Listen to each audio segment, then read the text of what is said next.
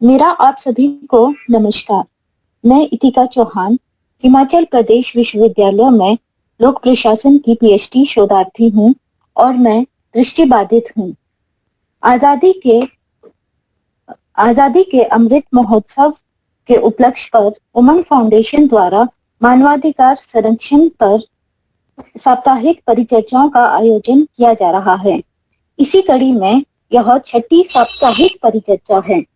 इससे पूर्व 5 साप्ताहिक परिचर्चाओं का आयोजन किया जा चुका है, जिनमें मनोरोगियों, विकलांगों, महिलाओं, बच्चों के अधिकारों के साथ साथ सूचना के अधिकार पर प्रकाश डाला गया है। आज की छठी साप्ताहिक परिचर्चा का विषय है प्रजनन स्वास्थ्य एवं मासिक धर्म संबंधी स्वच्छता का अधिकार। इस कार्यक्रम की मुख्य वक्ता है डॉक्टर शमा लोहमी मैम, जो कि एक जानी मानी नर्सिंग विशेषज्ञ हैं। मैम, मैं आपका इस कार्यक्रम में हार्दिक स्वागत करती हूँ और आपका आभार व्यक्त करती हूँ कि आपने अपना कीमती समय निकालकर इस कार्यक्रम में शिरकत की। जैसा कि हम सभी जानते हैं कि महिलाओं के लिए प्रजनन स्वास्थ्य बहुत ही आवश्यक है, परंतु जागरूकता की कमी के कारण महिलाएं अपने प्रजनन स्वास्थ्य के अधिकार से वंचित हैं। इसके अतिरिक्त हमारे समाज में महिलाओं और लड़कियों को मासिक धर्म के दौरान अशुद्ध समझा जाता है। उन्हें मंदिरों में प्रवेश नहीं दिया जाता और कुछ क्षेत्रों में उन्हें रसोई घर में भी मासिक धर्म के दौरान प्रवेश नहीं दिया जाता। उन्हें एक अलग कमरे में रखा जाता है तथा उन्हें अलग बिस्तर और बर्तन भी दिए जाते हैं, जैसे कि उन्हें कोई छुआछूत की बीमारी हो। यह हमारे समाज में एक बहुत ही गलत धारणा है। इससे महिलाओं, विशेषकर लड़कियों में हीन भावना पैदा हो जाती है तथा वे मासिक धर्म के दौरान अपने स्वास्थ्य संबंधी समस्याओं के बारे में खुलकर बात नहीं कर पाती।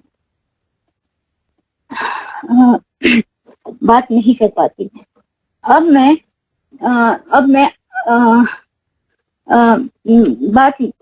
इस बारे में बात नहीं कर पाती। अतः मेरा आप सभी से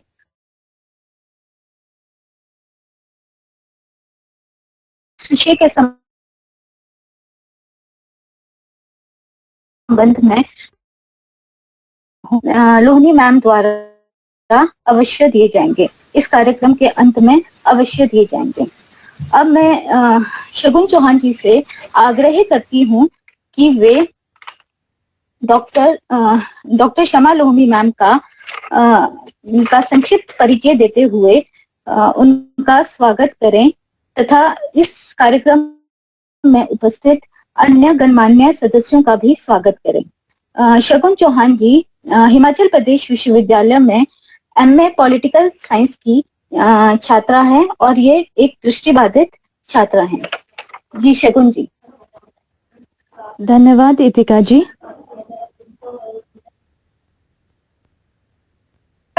जी,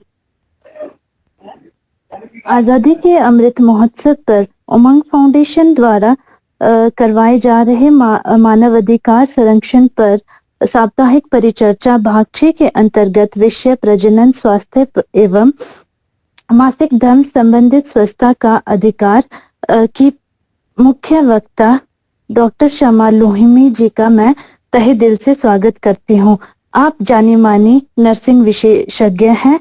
वर्तमान में आप principal Shivalik institute of nursing Shimla Himachal Pradesh में कार्यरत हैं। आपकी अकादमिक क्वालिफिकेशन इस प्रकार से है। आपने पीएचडी सामाजिक विज्ञान में पंजाबी विश्वविद्यालय पटियाला से उत्तीर्ण की है। आपने एमएससी नर्सिंग और BSc nursing PGI Chandigarh university Punjab से की है और एमए इंग्लिश आपने पंजाब यूनिवर्सिटी चंडीगढ़ से उत्तीर्ण की है।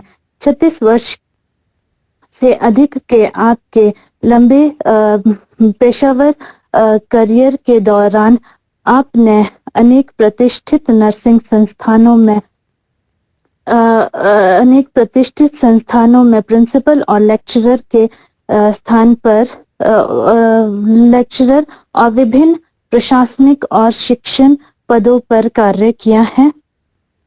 आपने न्यूजीलैंड के एक प्रमुख विश्वविद्यालय में भी कार्यरत रह चुकी है, एडजुकेंट लेक्चरर के रूप में पद संभाला है। आपके द्वारा प्रकाशित 2 नर्सिंग पुस्तकें भी हैं और आपका उमंग फाउंडेशन के साथ पुराना संबंध है। मैं आपका इस कार्यक्रम में तहे दिल से स्वागत करती हूं और इस कार्यक्रम में जुड़े सभी गणमान्य व्यक्ति और अन्य प्रतिभागियों का भी तहे दिल से स्वागत करती हूं। धन्यवाद।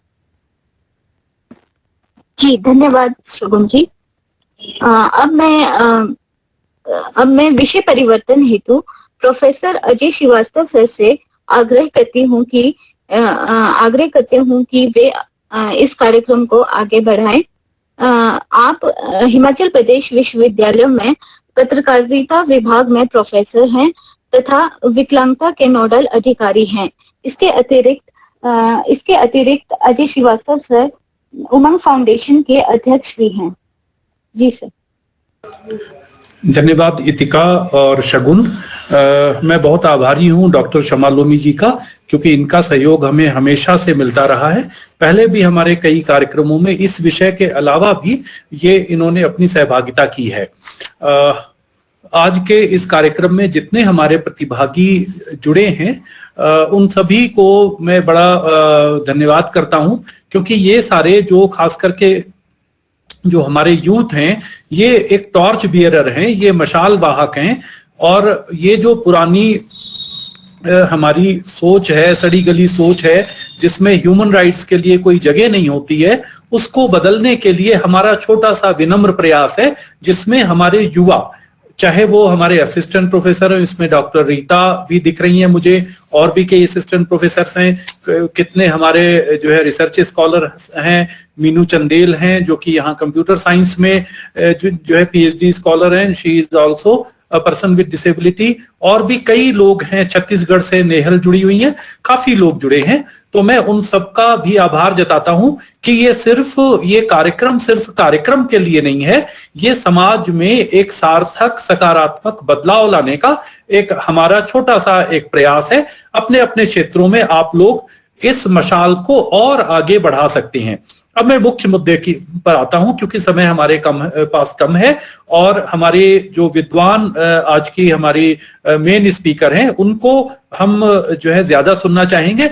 लेकिन मैं सिर्फ इस मुद्दे के ऊपर ध्यान दिलाऊंगा कि right to reproductive health and menstrual hygiene, यानी कि प्रजनन संबंधी स्वास्थ्य और मासिक धर्म संबंधी स्वच्छता हमारा एक मौलिक अधिकार है, फंडामेंटल राइट है, जिसको कि हम मानवाधिकार या ह्यूमन राइट्स के तौर पे देखते हैं। सबसे पहली बात यह है कि मानवाधिकार क्या है। मानवाधिकार हम किसे कह सकते हैं, क्योंकि हमें फंडामेंटल राइट भी मिले हुए हैं और दूसरे देशों में कुछ फंडामेंटल राइट हमसे जो है वो बिल्कुल भिन्न हो सकते हैं। तो फंडामेंटल राइट्स और ह्यूमन राइट्स में क्या डिफरेंस है?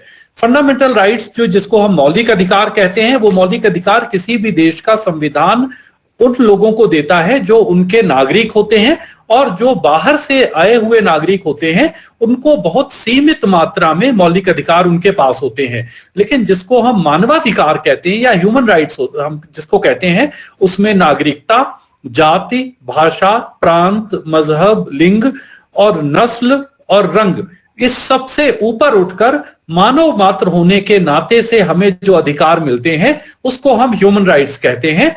ये सारे अधिकार जो मानव मात्र होने के नाते हमें जन्म से मिल जाते हैं, इनको कोडिफाई इसलिए किया जाता है ताकि इनका उल्लंघन ना हो सके।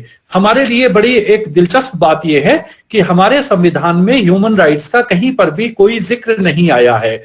सबसे पहले हमें हमारे कानून में मानवाधिकार का जिक्र 1993 में आया, 1993 में, जब ह्यूमन राइट्स प्रोटेक्शन एक्ट 1993 हमारी संसद ने पास किया।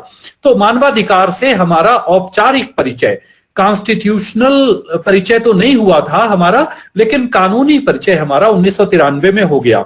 इसके बाद हम और जो है नैरो डाउन करके अपने सब्जेक्ट पर आते हैं। हम बात कर रहे हैं महिलाओं के प्रजनन और मासिक धर्म संबंधी स्वच्छता के अधिकार की बात। ये किस तरीके से ह्यूमन राइट्स है, इसको हम लंबी चौड़ी बहस में जाने की बजाय हम यहां से शुरू करते हैं कि जब बच्चा मां के गर्भ में आता है, चाहे वो लड़का है चाहे लड़की है, तभी से उसके मानवाधिकार की शुरुआत हो जाती है। और मानवाधिकार जो है वो पूरे जीवन भर रहते हैं।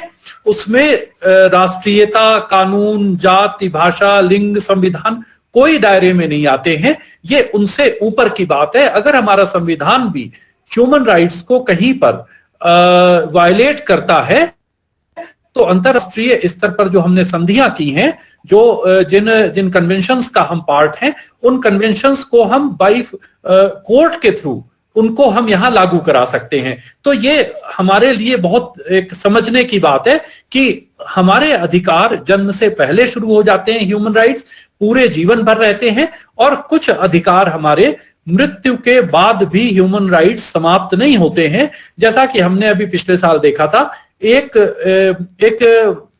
कोविड का जो यहाँ हिमाचल प्रदेश में मौत का पहला मामला आया था, यहाँ के जिला प्रशासन ने किस प्रकार से उसको जल्दबाजी में अंतिम संस्कार कर दिया था। तो मैंने बुनियादी अधिकार ह्यूमन राइट्स का उठाया था कि वो व्यक्ति मर गया है, लेकिन उसके मानवाधिकार जिंदा हैं, उसको right to have decent cremation उसका है। तो ये उसके बाद से ऐसे कोई मामले हिमाचल में नहीं आए। ये इस प्रकार से हम देखेंगे तो ये बहुत ही इंपॉर्टेंट हमारा टॉपिक है, जिसमें हम ह्यूमन राइट्स को लेकर के हम एक पूरा प्रोग्राम आने वाले दिनों में 2 हफ्ते के भीतर, 3 हफ्ते के भीतर एक ह्यूमन राइट्स पे पूरा प्रोग्राम भी हमने प्लान किया हुआ है, जिसमें स्टेट ह्यूमन राइट्स कमीशन को हम इन्वॉल्व करेंगे। इसमें सुप्रीम कोर्ट ने और अंतरराष्ट्रीय संधियों में तो आया है, rights of women and girl child में ये कई जगह आया है जो रिप्रोडक्टिव राइट्स हैं। और जैसा कि मैंने पहले कहा कि रिप्रोडक्टिव राइट्स ही नहीं, कोई भी ऐसे राइट्स जो इंटरनेशनल कन्वेंशंस का पार्ट हैं और जिसमें भारत ने हस्ताक्षर किए हुए हैं, उनको सुप्रीम कोर्ट और हाई कोर्ट के जरिए हमारे यहाँ लागू कराया जा सकता है। जब हम मेंस्ट्रुअल हाइजीन की बात करते हैं या हम बात करते हैं राइट टू रिप्रोडक्टिव हेल्थ की, तो सुप्रीम कोर्ट और हाई कोर्ट्स ने विभिन्न फैसलों में इसको इस्टेब्लिश किया है। हमारा सुप्रीम कोर्ट हमारे लिए ये बड़े गर्व की बात है कि जब हमारे लिए ह्यूमन राइट्स की बात आती है, जब खास करके महिलाओं और लड़कियों के ह्यूमन राइट्स की बात आती है, तो हमारा सुप्रीम कोर्ट बहुत अधिक प्रोग्रेसिव है। उसने कई मुकदमों में कहा कि women have right to sexual autonomy and which is very important facet of their right to personal liberty। ये Navtej Johar versus Union of India case में कहा था। एक बहुत ही लैंडमार्क जजमेंट आया था, पुट्टास्वामी जजमेंट, जिसमें बिल्कुल क्लियर कर दिया था कि women have constitutional right to reproductive choices and as a part of their personal liberty under article 21 of Indian constitution. Puttaswamy एक बहुत महत्वपूर्ण एक जस्टिस पुट्टास्वामी थे, जिन्होंने जज होने के बाद जब रिटायर हो गए कर्नाटक हाई कोर्ट से, उसके बाद कई उन्होंने पीआईएल्स की और विशेषकर ह्यूमन राइट्स को लेकर के। तो उस मामले में सुप्रीम कोर्ट ने कहा कि जो सेक्सुअल और रिप्रोडक्टिव राइट्स हैं वो उनके कॉन्स्टिट्यूशनल राइट्स हैं, और अंडर आर्टिकल 21 जिसमें पर्सनल लिबर्टी इंश्योर की गई है, व्यक्तिगत स्वतंत्रता इंश्योर की गई है। तो ये जब हम राइट्स की बात करते हैं तो independent thought versus Union of India case में सुप्रीम कोर्ट ने कहा है, human rights of a girl including reproductive rights are very much alive, it doesn't matter whether she is married और not and deserve recognition and acceptance. यानी कि कोई भी लड़की, ये मैटर नहीं करता है कि वो विवाहित है या उसका विवाह नहीं हुआ है, उसके रिप्रोडक्टिव चॉइसेस, रिप्रोडक्टिव राइट्स उसके बिल्कुल जीवित रहते हैं और उनका सम्मान और स्वीकृति होनी ही चाहिए। मुख्य तौर पे आज जो मैं एस्टेब्लिश करना चाहता हूं बच्चों के ध्यान में, बाकी जो हमारे सीनियर्स जुड़े हैं उनको तो पता है कि मासिक धर्म संबंधी स्वच्छता, यानी कि जब पीरियड्स आते हैं तो उसको स्वच्छता का अधिकार है, उसको अस्वच्छ रख करके, उसको कहीं काऊ शेड में या ओबरे में रख करके हम अगर कहें कि तुम अशुद्ध हो, अपवित्र हो, तो ये ह्यूमन डिग्निटी वाली बात नहीं है, ये राइट टू ह्यूमन डिग्निटी का वायलेशन है। लेकिन उसको स्वच्छता का अधिकार भी देना चाहिए। उसको मेंस्ट्रुअल हाइजीन मैनेज करने के लिए जो भी कुछ मैकेनिज्म होता है, सैनिटरी पैड्स हैं, जो दूसरी चीजें हैं समाज में, जो समय समय के साथ बदलती भी रहती हैं, एडवांसमेंट भी होता रहता है, वो भी हमारा एक अधिकार है। उसको जब उसका विवाह हो जाए या वो विवाहित ना भी हो, तब भी उसको सेक्सुअल चॉइसेस, ओरिएंटेशन और राइट टू हैव प्रेगनेंसी, विवाह से इसका कोई संबंध नहीं है। राइट टू हैव प्रेगनेंसी उसका ठीक है, हमारे समाज में इसको स्वीकार नहीं किया जाता है कि विवाह से पूर्व अगर किसी की प्रेगनेंसी हो तो समाज उसको बुरी निगाह से देखता है, लेकिन अगर वो नीना गुप्ता जैसी कोई सेलिब्रिटी हो तो समाज उसको स्वीकार कर लेता है। नीना गुप्ता बहुत बड़ी एक एक्ट्रेस है और हम में से काफी लोग उनके बारे में जानते हैं। तो ये उनकी पर्सनल चॉइस है कि वो क्या करती हैं, क्या नहीं करती हैं, लेकिन अगर वो माइनर है तो उसकी चॉइसेस रिस्ट्रिक्टेड हो जाती हैं। माइनर होकर के वो प्रेगनेंसी का राइट अवेल नहीं कर सकती है। इसके साथ साथ उसको स्वच्छता का अधिकार है। उसको अगर प्रेगनेंसी हो जाती है तो उसको जो है कैरी फॉरवर्ड करने का, उसको बच्चे को जन्म देने का भी बिल्कुल फंडामेंटल राइट है, ह्यूमन राइट है कि वो बच्चे को जन्म दे। और कब उसको बच्चे को जन्म नहीं देना है, अगर उसको गर्भपात कराता कि जो उसकी चॉइस है उसका पालन करना है, तो उसको एमटीपी का भी पूरा अधिकार है। किसी का भी इसमें कोई जोर दबाव नहीं हो सकता है। वो विवाहित है, अविवाहित है, वो रेप विक्टिम है, रेप सर्वाइवर है, कुछ भी है। एक चंडीगढ़ का एक बहुत इंपॉर्टेंट मामला में Suchitra Srivastava versus UT administration, Chandigarh का एक मामला है कुछ वर्ष पहले का। वो बहुत लैंडमार्क जजमेंट था। उसमें एक मेंटली इल एक महिला जो एक मनोरोगी थी, वो किसी रेन शेल्टर में या असुरक्षित जगह पर वो रहती थी और लोगों ने उसका फायदा उठाया, उसका दुरुपयोग किया, उसके मानसिक स्वास्थ्य की जो ठीक नहीं था, और उसको जो है जो क्या कहते गर्भ हो गया। और जब ये मामला किसी एनजीओ ने उठाया तो यूटी एडमिनिस्ट्रेशन ने कहा कि हम इसका एबॉर्शन करा देते हैं। लेकिन वो महिला इतनी सचेत थी, बहुत ही दिलचस्प मामला है, वो बार बार अपने पेट पर हाथ फेरती थी और कहती थी मुझे बच्चा चाहिए। जब एक एनजीओ के जरिए ये पंजाब हरियाणा हाईकोर्ट में मामला गया तो यूटी एडमिनिस्ट्रेशन ने कहा कि इसका एबॉर्शन करा दिया जाए। लेकिन जब एनजीओ ने ये क्लेम किया कि वो बच्चे की डिलीवरी वो महिला चाहती है, तो हाई कोर्ट ने उस केस में ये इस्टेब्लिश किया और ऑर्डर किया कि इसको बच्चे को जन्म देने का ये कोई मैटर नहीं करता है कि इसका मानसिक स्वास्थ्य कैसा है। कोर्ट ने कहा कि जब यूटी एडमिनिस्ट्रेशन एक डेस्टिट्यूट या बेसहारा महिला को सुरक्षा नहीं दे पाती है और अब उसका गर्भपात कराने के लिए जोर देती है, तो दोनों तरीके से उसके राइट्स का वायलेशन हो रहा है। तो ये राइट, उसका right to deliver a child, ये उसका ह्यूमन राइट है, फंडामेंटल राइट है, इसका पालन होना चाहिए। तो कोर्ट में यूटी एडमिनिस्ट्रेशन ने कहा कि ये खुद को मैनेज नहीं कर सकती है और बच्चे को ये क्या मैनेज करेगी। तो कोर्ट ने कहा ये आपकी स्टेट की रिस्पॉन्सिबिलिटी है, स्टेट इसको मैनेज करे, इसका जो है इसका पूरा ध्यान रखे और मां और बच्चे दोनों की सुरक्षा स्टेट ने इंश्योर करने को कहा। तो इसी तरीके से अभी केरल हाई कोर्ट का एक मामला आया है, वो भी रिप्रोडक्टिव का मामला है, रिप्रोडक्टिव इसका राइट्स का, अभी एक हफ्ते पुरानी बात है। उसमें केरल हाई कोर्ट ने कहा है कि केरल हाई कोर्ट ने जो अभी कहा है कि अगर मां और बच्चे में से एक के जीवन का अधिकार चुनना है तो मां का अधिकार हमें चुनना पड़ेगा, क्योंकि मां हमें सामने दिख रही है और बच्चा हमारे सामने नहीं है। दोनों में से एक को चुनना पड़ेगा। तो हमें सैक्रिफाइस, बच्चे के अधिकार जो है ये क्या कहते हैं, सैक्रिफाइस करने पड़ेंगे। तो उन्होंने माँ को एबॉर्शन कराने की जो वो चाहती भी थी उसकी इजाजत दे दी ताकि उसका जीवन बचाया जा सके। कुछ इस प्रकार के उसके कॉम्प्लिकेशंस थे। तो इसके साथ साथ एक और अधिकार है, एक इस्लाम का, मुस्लिम्स का एक वर्ग ऐसा है जो कि छोटी बच्चियों के जननांगों का खतना करता है। ये भारत में भी दाऊदी वोहरा समुदाय है, अफ्रीका में भी, इजिप्ट में भी, इंडोनेशिया में भी, विशेषकर एक दुनिया में मुसलमानों का एक वर्ग है जो महिलाओं, भारत में भी ये है, केरल में भी कुछ केसेस इसके मिलते हैं, गुजरात के दाऊदी वोहरा समुदाय में भी ऐसे केसेस मिलते हैं कि म्यूटिलेशन करते हैं जननांगों का, ताकि वो ये माना जाता है कि अगर उसमें जननांगों की इस प्रकार से सिलाई कर दी जाए जिससे कि उसके सेक्सुअल अर्ज जो है वो उतनी नहीं रहेगी, और अगर वो कोई किसी के साथ संबंध बनाती है तो उसका पता चल जाएगा। ये gross violation of human rights है, gross violation of reproductive health है, gross violation of reproductive rights of a woman है।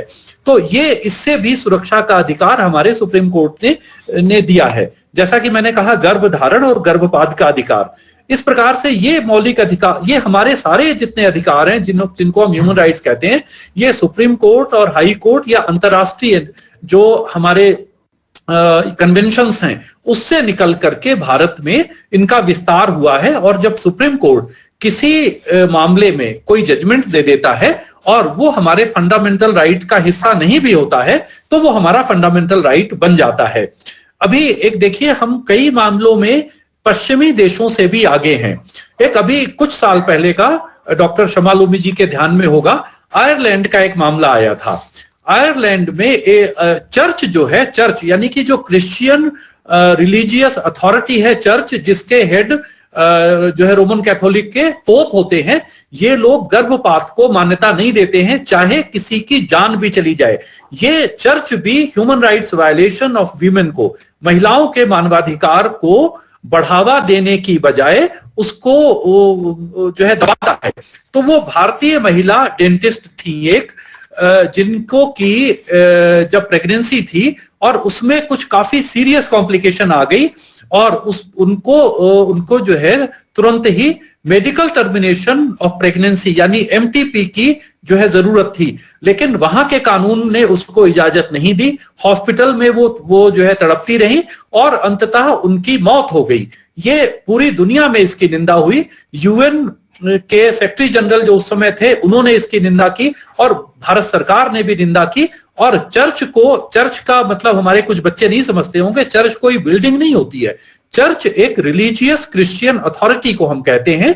तो उसको भी झुकना पड़ा और आयरलैंड में MTP medical termination of pregnancy का कानून वहां पर बना। तो इस संदर्भ में जो है हमारा देश कानूनी कागजी मामलों में, संवैधानिक मामलों में, हाई कोर्ट, सुप्रीम कोर्ट के मामलों में कई पश्चिमी देशों और तीसरी दुनिया के देशों से हम काफी आगे हैं। लेकिन फिर भी इम्प्लीमेंटेशन के दौर में हम देखें, हम बहुत पीछे हैं। हम सही मायनों में इम्प्लीमेंटेशन नहीं कर पा रहे हैं क्योंकि हमें माइंडसेट जो है चेंज करने की जरूरत है। और इसमें माइंडसेट हमारी जो साथ में युवा जो है लड़कियां जुड़ी हैं, मैं देख रहा हूं काफी लड़कियां हैं इसमें, कम से कम अभी हम देख रहे हैं कि 80-85 के आसपास लोग हैं, कोई 90 के आसपास लोग हो गए हैं। इसमें से काफी संख्या लड़कियों की है। ये तो टार्च बियरर होंगी ही होंगी। जो हमारे साथ बॉयज या जेंट्स जुड़े हैं, अगर इनका माइंडसेट चेंज हो जाता है तो हमें बहुत आसानी हो जाएगी समाज में बदलाव लाने की। बस मुझे सिर्फ इतना ही आपके ध्यान में लाना था कि reproductive health and maintenance of menstrual hygiene is a human right. ये सिर्फ मुझे ध्यान में लाना था। बाकी आज की मुख्य वक्ता हमारे बीच में है और मैं माइक दे रहा हूं हमारी साथी रिसर्च स्कॉलर इतिका को। जी धन्यवाद सर। सर ने जो है प्रजनन स्वास्थ्य के अधिकार और आपके मासिक धर्म संबंधी स्वच्छता के अधिकार पर प्रकाश डाला। उन्होंने कहा कि ये महिलाओं की इच्छा पर निर्भर करता है कि कब उन्हें गर्भपात करवाना है या गर्भ धारण करवाना है। परंतु हमारे समाज में कुछ ऐसी कुरीतियां हैं जैसे कि कि लड़के की चाह में हम जो है लड़कियों की लाइन लगा देते हैं, लेकिन महिलाओं को हम प्रताड़ित करते हैं कि वे हमें जो है लड़का ही पैदा करके दे, जिससे कि उनके प्रजनन स्वास्थ्य पर बुरा प्रभाव पड़ता है। अब मुझे डॉक्टर शमा लोमी मैम जी को आमंत्रित करते हुए बहुत ही खुशी हो रही है कि ये हमारा सौभाग्य है कि हमें उनका मार्गदर्शन प्राप्त हो रहा है। मैं डॉक्टर शमा लोमी मैम जी का प्रजनन स्वास्थ्य और मासिक धर्म संबंधी स्वच्छता के अधिकार पर प्रकाश डालने के लिए आमंत्रित करती हूँ। Thank you, Itika. Thank you so much. Thank you, Shagun. And I'm really grateful to Professor Ajay Srivastava जिन्होंने मुझे ये मौका दिया बोलने के लिए ताकि मैं अपनी नॉलेज आप लोगों के साथ शेयर कर सकूं। वैसे प्रोफेसर अजय श्रीवास्तव ने बहुत कुछ इसके बारे में कहा है, बिकॉज हम जब बात करते हैं रिप्रोडक्टिव हेल्थ का मतलब ये नहीं है कि ये एक हेल्थ से हट के कोई इशू है।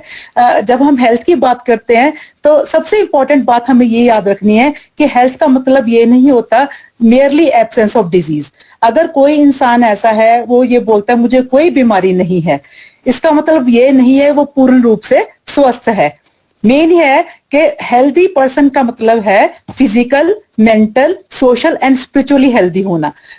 और उसी तरीके से जब हम रिप्रोडक्टिव हेल्थ की बात कर रहे हैं तो रिप्रोडक्टिव हेल्थ का मतलब ये नहीं कि कोई ऐसा इंसान जिसको कोई भी रिप्रोडक्टिव डिजीज नहीं है, उसका मतलब ये नहीं है कि वो हेल्दी है। मतलब ऐसा नहीं है कि मेयरली कोई डिजीज नहीं है रिलेटेड टू रिप्रोडक्टिव हेल्थ। हम ये बोलेंगे कि रिप्रोडक्टिव हेल्थ भी उसी तरीके से हम डिफाइन कर सकते हैं कि not merely absence of disease but physical, social, mental and spiritual health. तो रिप्रोडक्टिव हेल्थ की बात हम जब करते थे, reproductive rights are human rights. वही बताया है प्रोफेसर अजय श्रीवास्तव ने कि ये जो है reproductive rights are human rights. तो हम ह्यूमन राइट्स की जहां बात करते हैं वहां ये है कि ये खाली राइट्स हम मेल या फीमेल दोनों के लिए ही बहुत इंपॉर्टेंट है। इसीलिए हम बोलते हैं कि इनिशियली क्या था कि रिप्रोडक्टिव राइट्स की बात हम जब बात करते तो हम बोलते थे कि खाली मेल के लिए ही है, लेकिन फीमेल्स के लिए भी रिप्रोडक्टिव राइट्स उतने ही इंपॉर्टेंट है। बिकॉज रिप्रोडक्शन में जहां तक बात है तो हम ये बोलते हैं रिप्रोडक्टिव हेल्थ जो कोई एक कंपोनेंट नहीं है, इसमें बहुत सारे कंपोनेंट जैसे family planning, sexual health and maternal health, सारे ही इसी के पार्ट हैं। जहां तक फैमिली प्लानिंग की बात करते हैं तो हम बात करते हैं कि हाँ फैमिली प्लानिंग क्यों जरूरी है। अभी जैसे इतिका ने ही बोला कि नंबर ऑफ चिल्ड्रन, कि कितने बच्चे पैदा करने हैं वो दोनों का ही अधिकार है, आदमी और औरत का, कि कितने बच्चे होने चाहिए, 1, 2 या 3, जो भी ये उनकी चॉइस है। इसके अलावा ये भी है कि ये एक बहुत बड़ा इंपॉर्टेंट इशू है हमारे देश के लिए भी, क्योंकि हमारे देश में पॉपुलेशन ऐसे बढ़ रही है कि हर जो भी प्रॉब्लम है देश में, हम बोलते हैं एनवायरमेंटल पोल्यूशन से लेकर क्राइम एंड अंडर एम्प्लॉयमेंट, जो भी है, तो रूट कॉज जो है वो पॉपुलेशन ही है। अगर पॉपुलेशन का मुद्दा हल कर दिया जाए तो मेरे को लगता है मोस्ट ऑफ द प्रॉब्लम जो है इंडिया में, हमारे कंट्री में, वो सॉल्व हो सकती हैं।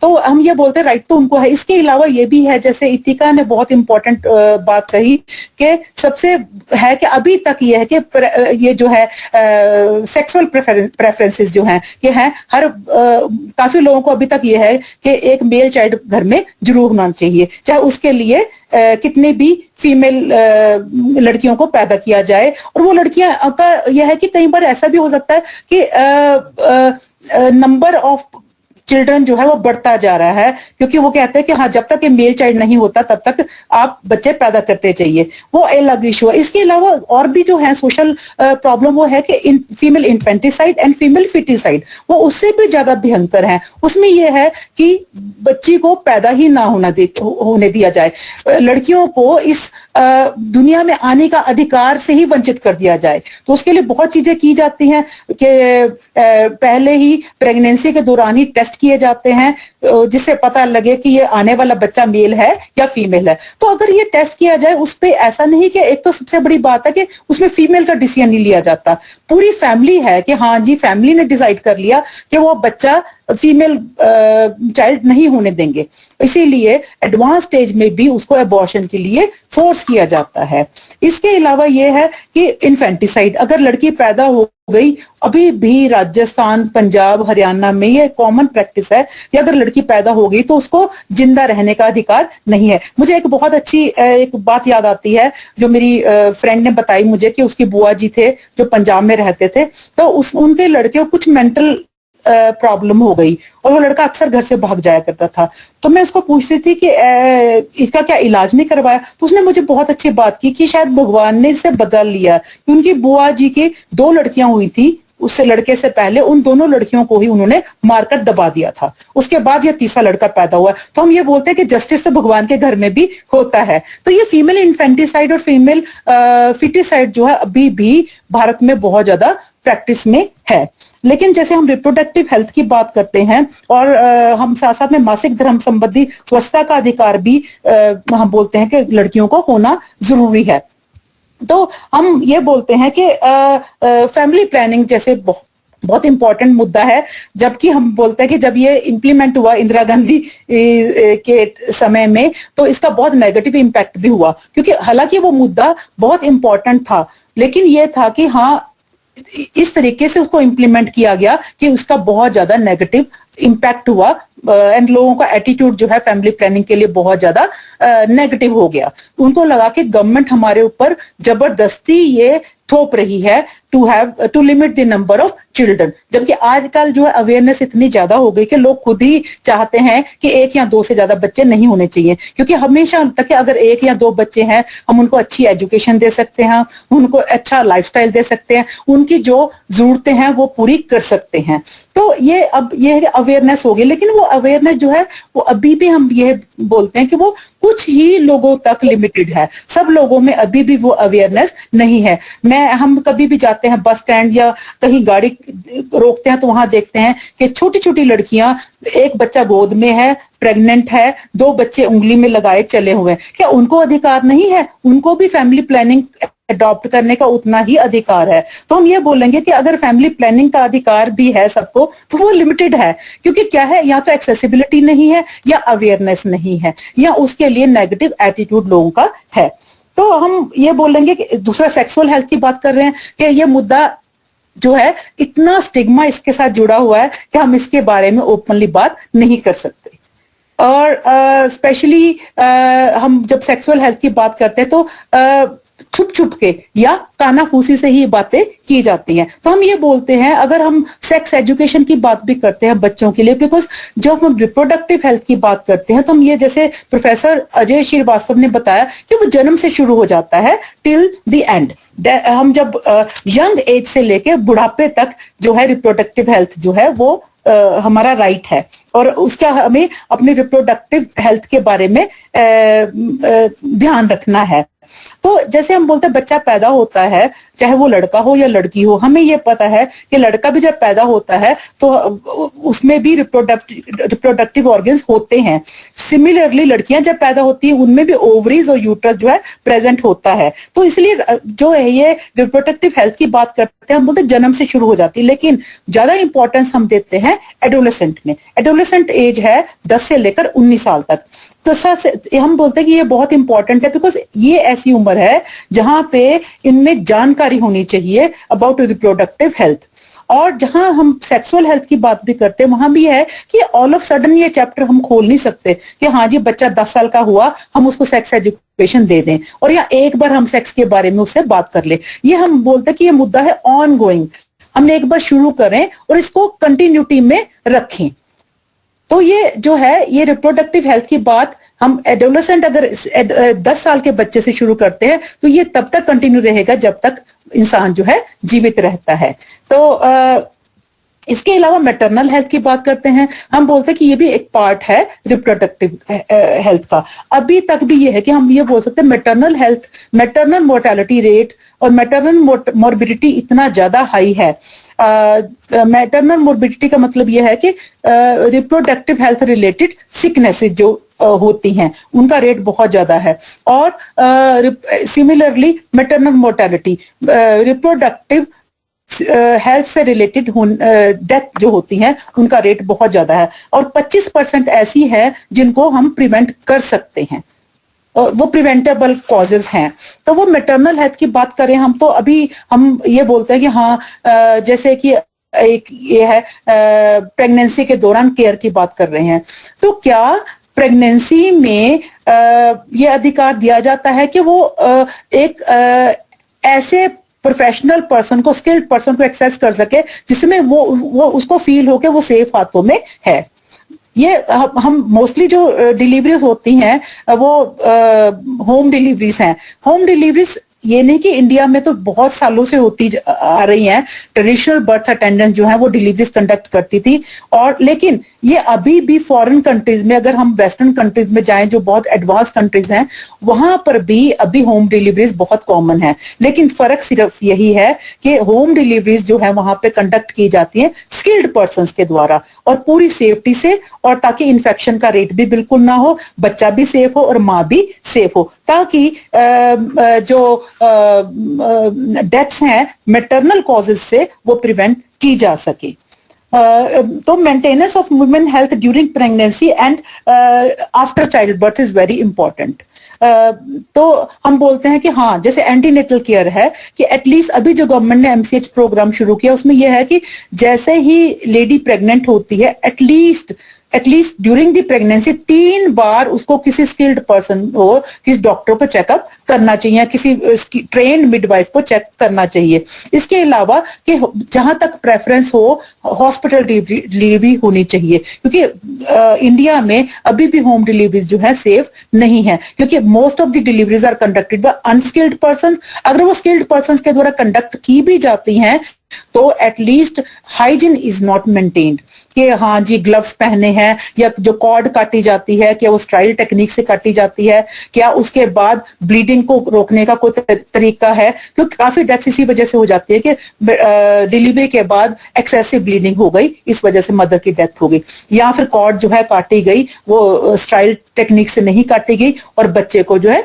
टिटनस हो गया या कोई और सेप्सिस हो गया, या मदर को डिलीवरी के बाद जो है सेप्टिसीमिया से डेथ हो गई। अगर हम सुने, अब हम बात करती हूँ मैं समिता पाटिल की, जो बहुत रिनाउंड एक्ट्रेस थी, अभी भी मुझे वो कभी नहीं भूलता कि she died at the age of 31 years after child birth, और कारण क्या था? सेप्टिसीमिया। तो आप ये सोचो कि चाइल्ड बर्थ के बाद सेप्टिसीमिया होने की वजह से उसकी डेथ हो गई, तो वो तो एक नॉन केस था, लेकिन अभी भी बहुत सारी औरतें जो है पोस्ट नेटल पीरियड में सेप्टिसीमिया की वजह से या एक्सेसिव हेमरेज की वजह से उनकी डेथ हो जाती है। और ये कारण वो है जिनको हम प्रिवेंट कर सकते हैं, इनको हम रोक सकते हैं। तो इसलिए हम रिप्रोडक्टिव हेल्थ की बात करना जो है बहुत ही इंपॉर्टेंट है। अब हम स्ट्रेटेजीज की बात करें कि हाँ हम कैसे इंप्रूव कर सकते हैं रिप्रोडक्टिव हेल्थ। सबसे इंपॉर्टेंट है सेक्स एजुकेशन, जो सबसे पहले गवर्नमेंट ने स्टेप लिया है to create awareness among the adolescents about safe sexual practices. जैसे कि कहा गया कि सेक्सुअल राइट तो सबको ही है, तो हम हालांकि ये सोशल टैबू है कि अनमैरिड या मैरिड लोग हैं, ये तो एक सोशल वो है। अगर हम फॉरेन कंट्रीज में देखें, वेस्टर्न में भी वही बोलते हैं कि हाँ सेक्सुअल जो है प्रैक्टिस वो तो यूथ में बहुत ही कॉमन है, लेकिन वो सेफ कैसे हो वो हमने सोचना है। तो सेक्स एजुकेशन जो है ऑल ऑफ सडन नहीं, जबकि हम बोलते हैं कि 7th 8th स्टैंडर्ड से या 9th स्टैंडर्ड से सेक्स एजुकेशन जो है it should be part of health education in schools. Adolescents become eligible to reproduce. It is essential to inform them about the consequences of unsafe sexual practices and early pregnancies. अब ये early pregnancies के बारे में उनको बताना बहुत ही जरूरी है। और ये teenage pregnancies जो है ये बहुत ही इम्पैक्ट करती हैं, इनका बुरा असर होता है लड़कियों के ऊपर भी और आने वाले बच्चों के ऊपर भी। अब मैं एक अमेरिकन डॉक्टर से बात कर रही थी, तो वो बता रही थी मुझे कि यूएस में इतना कॉमन है कि एक मदर है 16 या 18 साल की मदर वो एक न्यू बॉर्न चाइल्ड के साथ आती है, तो दोनों ही जो है दोनों ही बच्चे हैं, बिकॉज 18 साल तक को बच्चों में ही ट्रीट किया जाता है। अभी इवन इंडिया में भी यही है कि 18 साल तक का बच्चा जो है वो चाइल्ड जो पीडियाट्रिक्स लैब है वहीं पे ही पीडियाट्रिक्स हॉस्पिटल में ही पीडियाट्रिक्स वार्ड में ही एडमिट करेंगे। और वैसे ही फॉरेन में इतना ज्यादा कॉमन है, वो बोलते हैं कि माँ और बच्चा दोनों ही जो है उनके पेशेंट्स हैं, पीडियाट्रिशियन के ही पेशेंट्स हैं। तो आप सोच सकते हैं कि चाइल्डहुड प्रेगनेंसी ये जो है इतनी कॉमन है, teenage pregnancies are very common. और जो है इसीलिए हमें जरूरी है कि 9 से लेकर 12th स्टैंडर्ड के बच्चों को सेक्स एजुकेशन देना हम इम्पोर्टेंट समझे और ये पाठ्यक्रम में शामिल होना चाहिए ताकि टीनेज प्रेगनेंसीज को बचाया जा सके, for the health of mother as well as for the health of child. और बच्चा तो बेचारे को अभी पता ही नहीं कि कैसे हेल्दी रहना है। और इसके अलावा ये भी जरूरी है कि जैसे हम मेंस्ट्रुएशन की बात करते हैं, जैसे ही जो मेंस्ट्रुएशन शुरू होती है तो उस वक्त तो बहुत ही इंपॉर्टेंट है न्यूट्रिशन उसकी बच्चे की, क्योंकि एनीमिया जो देखा गया बहुत ही कॉमन है लड़कियों में, खास करके मे बी काफी जगह पर अभी भी बच्चों की लड़कियों की न्यूट्रिशन की तरफ ज्यादा ध्यान नहीं दिया जाता। और खास करके और जो अभी भी सर्वे हुए हैं, ये नहीं कि वो रूरल एरियाज में, अर्बन एरियाज में भी स्कूल गर्ल्स में एनीमिया जो है बहुत ही कॉमन है, बिकॉज मेंस्ट्रुएशन तो हो रही है लेकिन उनको अच्छी डाइट नहीं दी जाती। और ऐसा नहीं कि अफोर्ड नहीं कर सकते, मे बी उनमें अवेयरनेस नहीं है कि कैसी डाइट ली जाए ताकि उनमें एनीमिया ना हो। और एक स्वस्थ मदर ही एक स्वस्थ बच्चे को जन्म देगी, ये बहुत ही इंपॉर्टेंट है। और ये देखा कि एनीमिया का और बर्थ वेट का बहुत ही स्ट्रॉन्ग रिलेशनशिप है। एंड इसके अलावा people in the marriageable group are educated all about infertility and birth control methods also. तो एक तो बर्थ फैमिली प्लानिंग के बारे में उनको नॉलेज देना क्या क्या अवेलेबल हैं, और दूसरा है कि उनको जरूरी है इनफर्टिलिटी के बारे में बताना। एक तो हो गया कि हाँ जी डिसाइड करना कपल के whether to have the child और not to have the child, दूसरा है कब हो और कितने हो। इसके अलावा जरूरी है इनफर्टिलिटी ऑल्सो, वो भी एक पार्ट है कि हाँ जिनके बच्चे नहीं हो रहे वो भी क्यों नहीं हो रहे, उनका भी इलाज हो ताकि जो एक स्टिग्मा है उसके साथ जुड़ा हुआ वो हट जाए।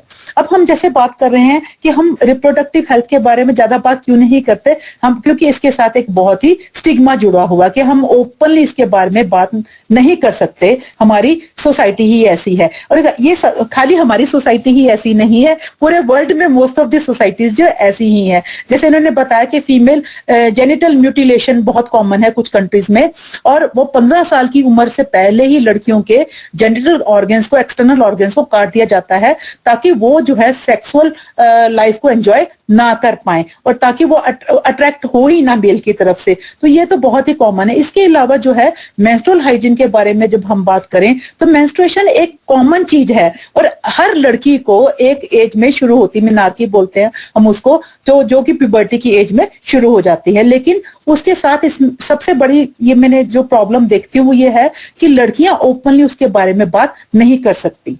क्यों नहीं बात कर सकती? क्योंकि सबसे पहले ये है कि उसको ऐसे माना जाता है कि ये जो है एक गंदी चीज है।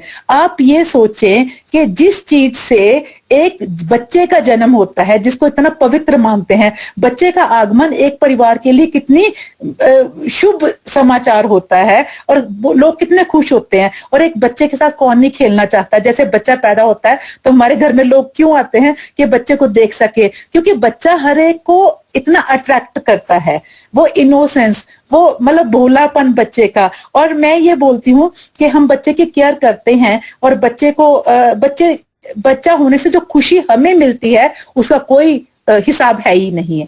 तो लेकिन फिर भी हम मेंस्ट्रुएशन को इतना गंदा क्यों मानते हैं? तो उसके साथ वही है कि इसी वजह से क्या होता है कि जो लड़कियां हैं वो मेंटली प्रिपेयर्ड नहीं होती टू हैव मेंस्ट्रुएशन, उनको क्योंकि उनको पहले लगता है ये चीज जो है बहुत ही गंदी है। तो वो गंदी क्यों है? क्योंकि ऐसा कुछ नहीं है, जो ब्लड भी आता है वो उतना ही शुद्ध होता है जैसे किसी भी और शरीर के हिस्से से ब्लीडिंग होती है। तो ये हमें इसको मेंस्ट्रुएशन को सबसे पहले ये है कि हमें सोशल स्टिग्मा जो से अटैच्ड है कि ये सब कुछ गंदी चीज है, वो हमें हटाना है। और लड़कियों को मेंस्ट्रुएशन होने से पहले ही उनको मेंटली प्रिपेयर करना ताकि वो इसको एक हेल्दी वे में ले कि हाँ ये जो है पवित्र चीज है, ये कुछ अपवित्र चीज नहीं है। इसके अलावा उनको ये करना कि हाँ, जब मेंस्ट्रुएशन आती है उनको किचन में नहीं जाना, उनको मंदिर में नहीं जाना, अचार को छू दे तो अचार खराब हो जाएगा, मतलब बहुत से उसमें विचार हैं। लेकिन उसमें हमें ये तो एक तो सबसे बड़ी बात है, उसी वजह से लड़कियां जो है मेंटली तैयार नहीं होती। और मैं अभी भी देखती हूँ, क्योंकि मैं लड़कियों को कॉलेज में पढ़ाती हूँ वहां, तो मैं देखती हूँ कि अक्सर ये होता है कि मेंसेस के साथ इतना पेन जुड़ी होती है, एक दर्द जुड़ा होता है, और आए दिन लड़कियां बोलती हैं कि मेंस्ट्रुएशन के टाइम उनको छुट्टी चाहिए क्योंकि ये बहुत पेनफुल है। और कई बार ये भी होता है कि हाँ, कि मैं ये सोचती हूँ उसको इसको मेंस्ट्रुएशन को मैनेज करना जो है उनको बहुत ही मुश्किल लगता है। लेकिन जहां हम बात करते हैं कि हमें आर्मी में जाना है, हमें एयरफोर्स में जाना है, हमें जाके लड़ाई भी लड़नी है, और हर हमें अधिकार चाहिए आदमी के बराबर। अगर हम ये सोचें कि महीने में 3 दिन हम छुट्टी करके बैठ जाएं कि मेंस्ट्रुएशन के डे में तो लड़ाई लड़ने भी नहीं जा सके, तो ये पॉसिबल नहीं होगा। स्पोर्ट्स गर्ल्स को देखो, स्विमर्स हैं, बैडमिंटन खेलते हैं, हम फुटबॉल खेलते हैं, क्या लड़कियां वो उन 3 दिनों में पार्टिसिपेट नहीं कर सकती? नहीं, वो पॉसिबल नहीं है। सिर्फ यही है कि हमें मैनेज करना आना चाहिए कि मेंस्ट्रुएशन को कैसे मैनेज करें, और वो तभी पॉसिबल हो पाएगा स्वस्थ तरीके से अगर मेंस्ट्रुएशन के साथ जुड़े हुए स्टिग्मा से हम मुक्त हो जाएं कि हाँ, ये कुछ गंदा नहीं है, ये एक साफ सुथरी चीज है, और क्योंकि ये एक बहुत पवित्र चीज है, ये हमें सोचना है। और मेंस्ट्रुएशन में अभी ये भी इसके अलावा देखा गया कि मेंस्ट्रुएशन को इतना गंदा क्यों मानते हैं, जबकि ये एक बच्चे के लिए, प्रजनन के लिए बहुत ही जरूरी है, फिर भी हम इसको गंदा मानते। सबसे पहले हम ये कि इसमें लड़कों को भी इन्वॉल्व करना है, और लड़कियां जो है इसके बारे में शर्मिंदा ना हो। अभी भी स्कूलों में, कॉलेजेस में मैंने देखा गया है कि टॉयलेट्स अवेलेबल नहीं है, प्राइवेसी नहीं है। अगर लड़की को किसी को अपना मटेरियल चेंज करना है तो कैसे करें, और उसको अगर पैड चेंज करने के बाद डिस्पोज ऑफ करना है तो कहाँ जाएं, कहाँ फेंकें उसको, वहां पे डस्टबिन अवेलेबल नहीं है, तो इतना मुश्किल हो जाता है। और जब ट्रेवल भी करते हैं तो कहीं भी टॉयलेट्स में नहीं है, टॉयलेट है तो पानी नहीं है। और इसके लिए ये जर्मनी में एक वॉश प्रोग्राम शुरू हुआ था। वॉश का मतलब है वाटर सैनिटेशन एंड हाइजीन। उसमें ये हम बोलते हैं कि मेंस्ट्रुअल हेल्थ एंड हाइजीन के ऊपर बहुत ज्यादा इंपॉर्टेंस दी जाती है कि हर स्कूल में लड़कियों के अलग से टॉयलेट होना चाहिए। इसके अलावा एक किट भी बनाया है यूनिसेफ ने, जिसमें उस किट में क्या है, लड़कियों के लिए ये जो है मटेरियल, लाइक जैसे कि सैनिटरी नैपकिन, इसके अलावा एक टॉर्च, ताकि अंधेरे में भी वो मैनेज कर सके। टॉर्च होना चाहिए, एक विसल, ताकि उन टॉयलेट्स में जहां पर दरवाजा नहीं है वो उस टॉयलेट को कैसे यूज करेंगी, वहां पे लाइट नहीं है, अंधेरे में जाके उसने ये करना है, तो उसके लिए किट भी तैयार किया गया है। तो है तो बहुत ज्यादा गवर्नमेंट इसके लिए कुछ कर रही है, और बहुत सारी वॉलंटरी ऑर्गेनाइजेशन भी इसके लिए काफी कुछ कर रही हैं, लेकिन फिर भी हम उतना अचीव नहीं कर पा रहे जितना इसके लिए होना चाहिए।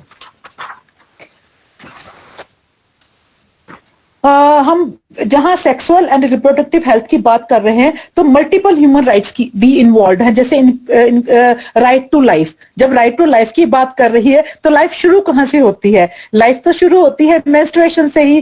तो right to life means right to reproductive health, right to be free from torture, the right to health. हमें जो टॉर्चर, अगर आप जैसे मेंस्ट्रुएशन का हम ये सोचें कि ये तो एक टॉर्चर है, क्योंकि कई बार, जैसे मैं अपना ही पर्सनल एक्सपीरियंस बताती हूँ।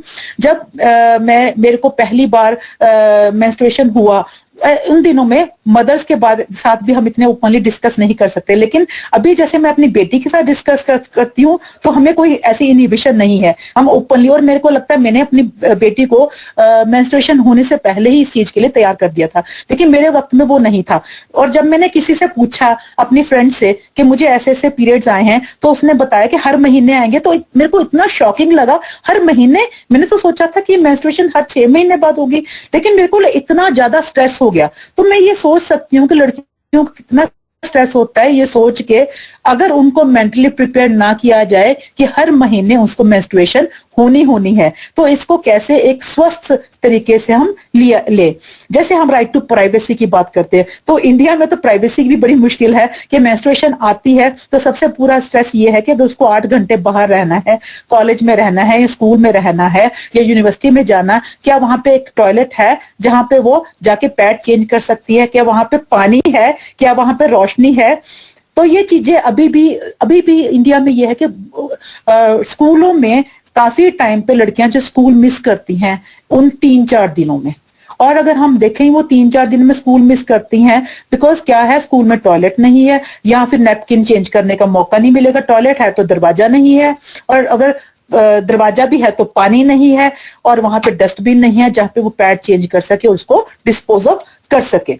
तो ये बहुत मुश्किल काम लगता है, और इसी वजह से मेरे को लगता है कि बहुत ज्यादा स्ट्रेस होता है मेंस्ट्रुएशन के दौरान, और इसी वजह से मेंस्ट्रुएशन जो है वो भी जो है बहुत ही पेनफुल लगता है।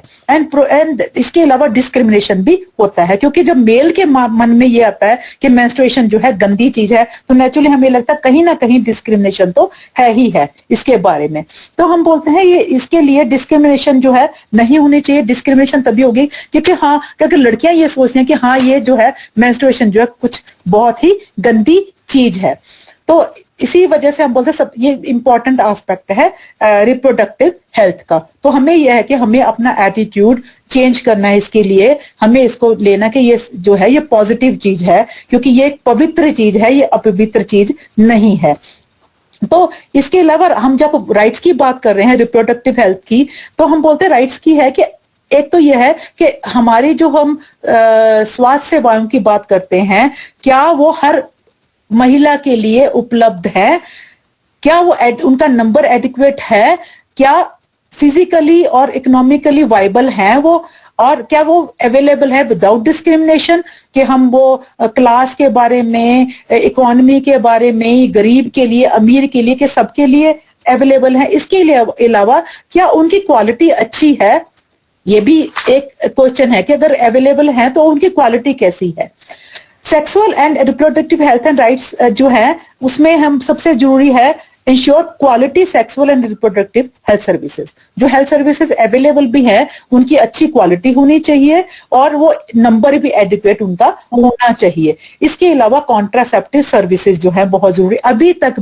अभी हम अगर बात करें तो क्या एक लड़की किसी हॉस्पिटल में जाके या किसी केमिस्ट की शॉप में जाके किसी कॉन्ट्रासेप्टिव को पूछ सकती है या वो मांग सकती है? अभी भी वो पॉसिबल नहीं लगता। अभी भी सोशल इनहिबिशन उतनी ही है। और सबसे बड़ी बात है, इवन मेंस्ट्रुएशन के दौरान अगर वो पैड्स खरीदना चाहती है या अगर वो और कोई मटेरियल खरीदना चाहती है, तो वो जब केमिस्ट की दुकान पे जाएगी तो कितना उसको इनहिबिशन होता है। और इसके अलावा अगर उसको प्रेगनेंसी टेस्ट के लिए किट खरीदना है, उसके लिए भी सोशल इनहिबिशन उतनी ही है। वो फ्रीली जाके वहां पे इस चीज के लिए मांग नहीं कर सकती। तो ये चीजें अभी भी इंडिया में नहीं, बाकी कंट्रीज में भी हैं। तो हम ये बोलते हैं कि ये चीजें, इन चीजों से फ्रीडम हमें चाहिए। और खास करके जब हम मेंस्ट्रुएशन की बात करते हैं तो मेंस्ट्रुअल हाइजीन तो अभी भी एक बहुत बड़ा मुद्दा है।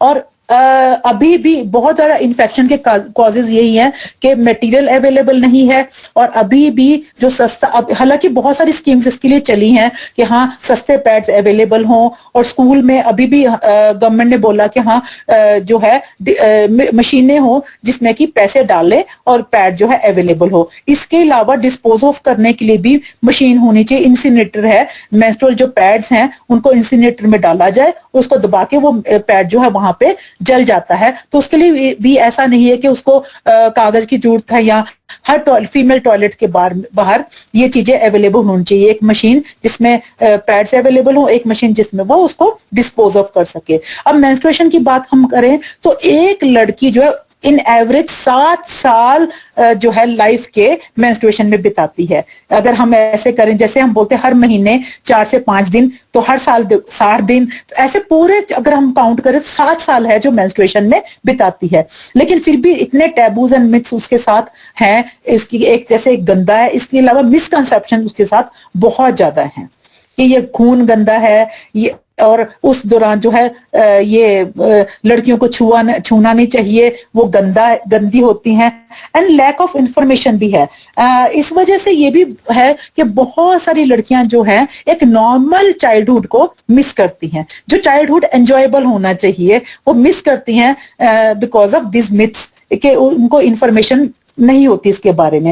एंड इसके अलावा स्टिग्मा है कि इसके बारे में बात नहीं करनी। आप अपने भाई से बात नहीं कर सकते, आप अपने फादर से बात नहीं कर सकते इसके बारे में, आप इसके बारे में अपनी बहनों के साथ भी बात नहीं कर सकते कि इसके साथ इतने मिथ्स हैं कि हाँ जी, किसी के अगर सपोज करो कोई इसके जो कोई लड़की बाल बनाती है, जिसको मेंस्ट्रुएशन आई तो उसके बाल झड़ जाते हैं, बहुत सारे, मतलब आप अलग अलग एरियाज में, अलग अलग कल्चर्स में, अलग अलग स्टेट्स में जो है इसके बारे में मिसकंसेप्शन बहुत ज्यादा है। तो हमें यह है कि यूनिसेफ ने भी ये बोला है कि एक लड़की का अधिकार है to learn about it and to play also. अगर मेंस्ट्रुएशन हो रही है तो उसका अधिकार खेलने का उनसे वंचित, उस अधिकार से उनको वंचित नहीं होना चाहिए। और ये जो हम बोलते हैं फर्स्ट पीरियड की बात, जब पहली बार पीरियड होता है, पहली बार मेंस्ट्रुएशन आती है, कई स्टेट्स में सेलिब्रेशन होती है इसके बारे में, क्योंकि उनको लगता है हाँ ये एक पवित्र चीज है। और जो है अब जो है ये जो मेंस्ट्रुएशन का मतलब ये हो गया कि हाँ कभी भी लाइफ में आफ्टर ए पीरियड ऑफ मतलब शी इज ग्रोन अप, जब उसकी शादी होगी या एक एज जिसके बारे में बोलते हैं 18 साल के बाद, उसके वो जो है बच्चों को पैदा करने के काबिल हो जाएगी, तो सेलिब्रेशन भी होती है। लेकिन साथ साथ में ये भी है कि कई जगह इसको बहुत ही गंदा भी माना जाता है। और जहां हाइजीन की बात करते हैं वहां तो अभी भी यही है कि पुअर मेंस्ट्रुअल हाइजीन है, जिसकी वजह से बहुत सारी बीमारियां, बहुत सारी इन्फेक्शन बच्चों में कॉमन हो जाती हैं। और इसके अलावा जब हम बात करते हैं गर्ल्स विद डिसेबिलिटीज और वीमेन विद डिसेबिलिटीज, उनके साथ तो मेंस्ट्रुअल हाइजीन उनको मेंटेन करना और भी मुश्किल हो जाता है। अब मैं आपको एक एग्जांपल बताती हूँ। एक बार मैंने अखबार में पढ़ा जिसको मुझे बहुत बुरा लगा कि एक हॉस्पिटल, मेंटल हॉस्पिटल में उनको ये लगा कि मेंस्ट्रुएशन को मैनेज करना बहुत ही मुश्किल है। हम उन लेडीज को जो मानसिक रोग से ग्रस्त है उनको सिखाना बहुत मुश्किल है कि मेंस्ट्रुएशन को कैसे मैनेज करें। तो क्या किया गया कि वहां पे जितनी भी लड़कियां थी रिप्रोडक्टिव एज में, उनकी हिस्टेक्टमी करवा दी गई। तो उसमें क्या हुआ, देखो क्या हमें अधिकार है कि उनकी हिस्टेक्टमी करवा दी जाए? उनको ये कहने के लिए कि उनको ये सिखाने की बजाय कि मेंस्ट्रुएशन को कैसे मैनेज किया जाए, उनको उसके अधिकार से वंचित कर दिया गया। तो उनकी हिस्टेक्टमी की गई, जिसके ऊपर बहुत सारी जो है महिलाएं भी आगे आई कि ये बहुत गलत हुआ, ऐसा क्यों हुआ। उन लेडीज को भी उतना ही अधिकार है रिप्रोडक्टिव हेल्थ का जितना कि एक मेंटली हेल्दी पर्सन का। इसी ऐसे ही फिजिकल डिसेबिलिटीज वाले लोगों को भी उतना ही अधिकार है to lead healthy reproductive healthy life जितने की एक नॉर्मल लोगों को है। तो ये चीजें हैं कि हम डिसेबिलिटी की बात करते हैं तो वो और भी ज्यादा मुश्किल हो जाता है उनके लिए उसको मैनेज करना। अब हम अबॉर्शन की बात भी करते हैं इसके साथ साथ, क्योंकि जहां रिप्रोडक्टिव हेल्थ की बात करते हैं उसमें ये भी है कि एक तो फैमिली प्लानिंग मेथड जो है वो उसकी अवेयरनेस होनी चाहिए। दूसरा ये चॉइस होनी चाहिए कि when to have the first child and spacing between two children, and इसके अलावा limiting the number of children, कितने बच्चे किसी को चाहिए एंड कौन सा बच्चा चाहिए। लेकिन उसके साथ साथ ये नहीं है कि हाँ जी हमारी चॉइस है कि हमें लड़कियां ही पैदा करनी है, लड़के ही पैदा करने हैं, ऐसा प्रेफरेंसेस नहीं होने चाहिए। तो हमें ये बोलना चाहिए कि जो भी है, बच्चा एक हो या दो हो, उसमें कुछ भी हो वही है, क्योंकि इक्वल राइट्स की बात कर रहे हैं हम एबॉर्शन की बात कर रहे हैं। तो हम ये बोलते हैं कि हर एक को ये भी राइट है, reproductive part of reproductive health, के to have safe and legal abortion. अब अभी भी इंडिया में ऐसा है कि एबॉर्शन की जब हम बात कर रहे हैं कि ये राइट है, तो एबॉर्शन जो है क्यों चाहिए? व्हेन किसी को अनवांटेड प्रेगनेंसी से छुटकारा पाने के लिए अबॉर्शन जरूरी हो जाता है। तो अबॉर्शन क्यों चाहिए? तो उसके लिए अबॉर्शन एमटीपी एक्ट बना था 1971 में, जिसमें यह है कि हाँ जो है हर एक को राइट है to have safe and legal abortion. उसमें है आगे 12 हफ्ते तक तो अबॉर्शन की जा सकती है, उसके बाद जो है 20 हफ्ते तक की जा सकती है। वो यह है कि 2 गायनेकोलॉजिस्ट होने चाहिए, लेकिन abortion should be conducted by skilled person so that माँ को जो है खतरा ना हो कोई उसकी सेहत को, क्योंकि कई बार हो जाता है कि खाली सेहत को एक तो मौत का डर तो है ही अबॉर्शन से, अगर वो अनसेफ है, बिकॉज बहुत सारी चीजें ऐसी होती है जब हम बोलते हैं कि अगर abortion is conducted by unskilled person, तो वो किसी भी तरीके से की जाती है, ट्विक्स डाले जाते हैं वजाइना में, कुछ पॉइजनस चीजें डाली जाती है बाय अनस्किल्ड पर्सन, तो इसीलिए बोलते हैं कि abortion should be conducted by skilled person. And इसके अलावा उस वक्त इन्फेक्शन के चांसेस भी नहीं होने चाहिए। और इसके अलावा कई बार ऐसे भी होता है कि अगर अनस्किल्ड पर्सन ने अबॉर्शन की है तो कई बार परफोरेशन भी हो जाती है यूट्रस में, जो कि दोबारा कंसीव जो है लड़की नहीं कर सकती। इसीलिए बोलते हैं अबॉर्शन के लिए भी लीगल राइट्स हैं, और वो जो है कि क्योंकि वो किसको है, एक तो कि प्रेगनेंसी हो गई बिकॉज ऑफ रेप के सोशल कॉज हो गया, दूसरा है threat to mother and threat to child. जो बच्चा पैदा होने वाला वो ऐसा पता लगा कि हो सकता है मेंटली रिटार्डेड हो या कुछ भी प्रॉब्लम, फिजिकल रिटार्डेशन हो, कुछ ना कुछ प्रॉब्लम आने वाले बच्चे को हो सकती है, लेकिन ज्यादा इंपॉर्टेंट है मदर की हेल्थ। तो मदर की हेल्थ को जहां थ्रेट है, हम बोलते हैं मेडिकल को ना कोई प्रॉब्लम है मदर को, जैसे हार्ट प्रॉब्लम हो सकती है या कुछ भी ऐसी प्रॉब्लम हो सकती है जिससे ऐसा हो सकता है अगर प्रेगनेंसी कंटिन्यू रहे तो मदर की डेथ हो सकती है, कोई ना कोई कॉम्प्लिकेशन उसको हो सकती है। अभी भी पूरे वर्ल्ड में 25 मिलियन अनसेफ अबॉर्शन हर साल होती हैं, और ये जो सबसे ज्यादा अबॉर्शंस जो होती है वो होती है आइदर डेवलपिंग नेशन में या अंडर डेवलप्ड नेशंस में, इतनी डेवलप्ड नेशंस में नहीं होती। तो लेकिन अभी भी जैसे प्रोफेसर अजय श्रीवास्तव जी ने बताया कि अभी भी कुछ कंट्रीज ऐसे हैं जहां पे जो अबॉर्शन है उसको लीगल नहीं माना जाता।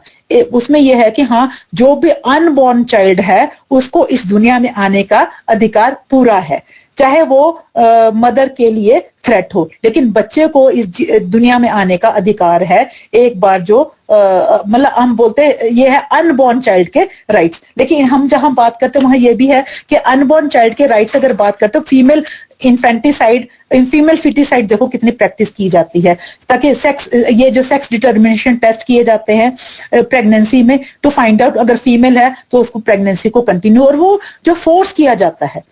और इसके अलावा जो बहुत इंपॉर्टेंट है वो child and force marriages also. Child marriages अभी भी बहुत कॉमन है, इसी वजह से चाइल्ड प्रेगनेंसीज भी बहुत कॉमन, टीनेज प्रेगनेंसीज भी बहुत कॉमन, फोर्स मैरिजेस कि अगर लड़की नहीं भी चाहती तब भी उसको जो है फोर्स किया जाता है बाय द फैमिली और by the community to get married. Violence against women is also very common, उसमें सेक्सुअल वायलेंस भी बहुत ही कॉमन है। तो violence against women and girls can lead to range of adverse physical, mental and psychological health outcomes. इसमें सबसे जो है वो है सेक्सुअल एंड रिप्रोडक्टिव हेल्थ, क्योंकि सबसे ज्यादा प्रोन जो है लड़कियां हैं sexual exploitation and sexual violence के लिए। तो ये चीजें जो हैं हम मेरे हिसाब से ये है कि ये अवेयरनेस खाली लड़कियों में नहीं लड़कों में भी इम्पोर्टेंट है, क्योंकि जब हम सेक्सुअल वायलेंस की बात करते हैं तो victim most of the time जो है वो फीमेल ही होती हैं। इसके अलावा जो और चीजें हैं वो है, हम बात करते हैं जो बहुत कॉमन है, सर्वाइकल कैंसर की बात करते हैं तो हम ये बोलते हैं अभी भी है ह्यूमन पेपिलोमा वायरस है जो बहुत कॉमन है, उसके लिए वैक्सीनेशन अवेलेबल है जो कि टीनेज गर्ल्स को अगर दिया जाए तो कैंसर कैन बी प्रिवेंटेड। तो ये है कि एचपीवी की प्रिवेंशन के लिए, ह्यूमन पेपिलोमा वायरस की प्रिवेंशन के लिए जो हम बोलते हैं basically cause of cervical cancer, तो वो भी हम बोलते हैं कि टीनेज में ही अवेयरनेस के बारे में की दी जाए। और इसके अलावा इनफर्टिलिटी जो है वो बहुत कॉमन है, तो हम जहां सेक्सुअल इसकी रिप्रोडक्टिव हेल्थ की बात करते हैं तो ये भी हमें समझना चाहिए कि उन कपल्स को भी जिनके पास बच्चा नहीं है या जिनके पास एक बच्चा, they want to have second baby, उनके लिए भी राइट्स की बात करते हैं। और इसीलिए हम बोलते हैं कि ये भी एक रिप्रोडक्टिव हेल्थ का ही एक पार्ट है। तो हम जब हाँ इतनी सेक्सुअल हेल्थ की बात करते हैं तो हम ये बोलते हैं कि सेक्सुअल हेल्थ जो है वो भी एक फंडामेंटल राइट है एंड ये ह्यूमन राइट का ही पार्ट है। अभी भी अगर हम पूरे वर्ल्ड में बात करें तो 3 औरतों में से अभी भी एक औरत जो है लाइफ टाइम में कभी ना कभी सेक्सुअल वायलेंस की शिकार होती है। इतना कॉमन है सेक्सुअल वायलेंस।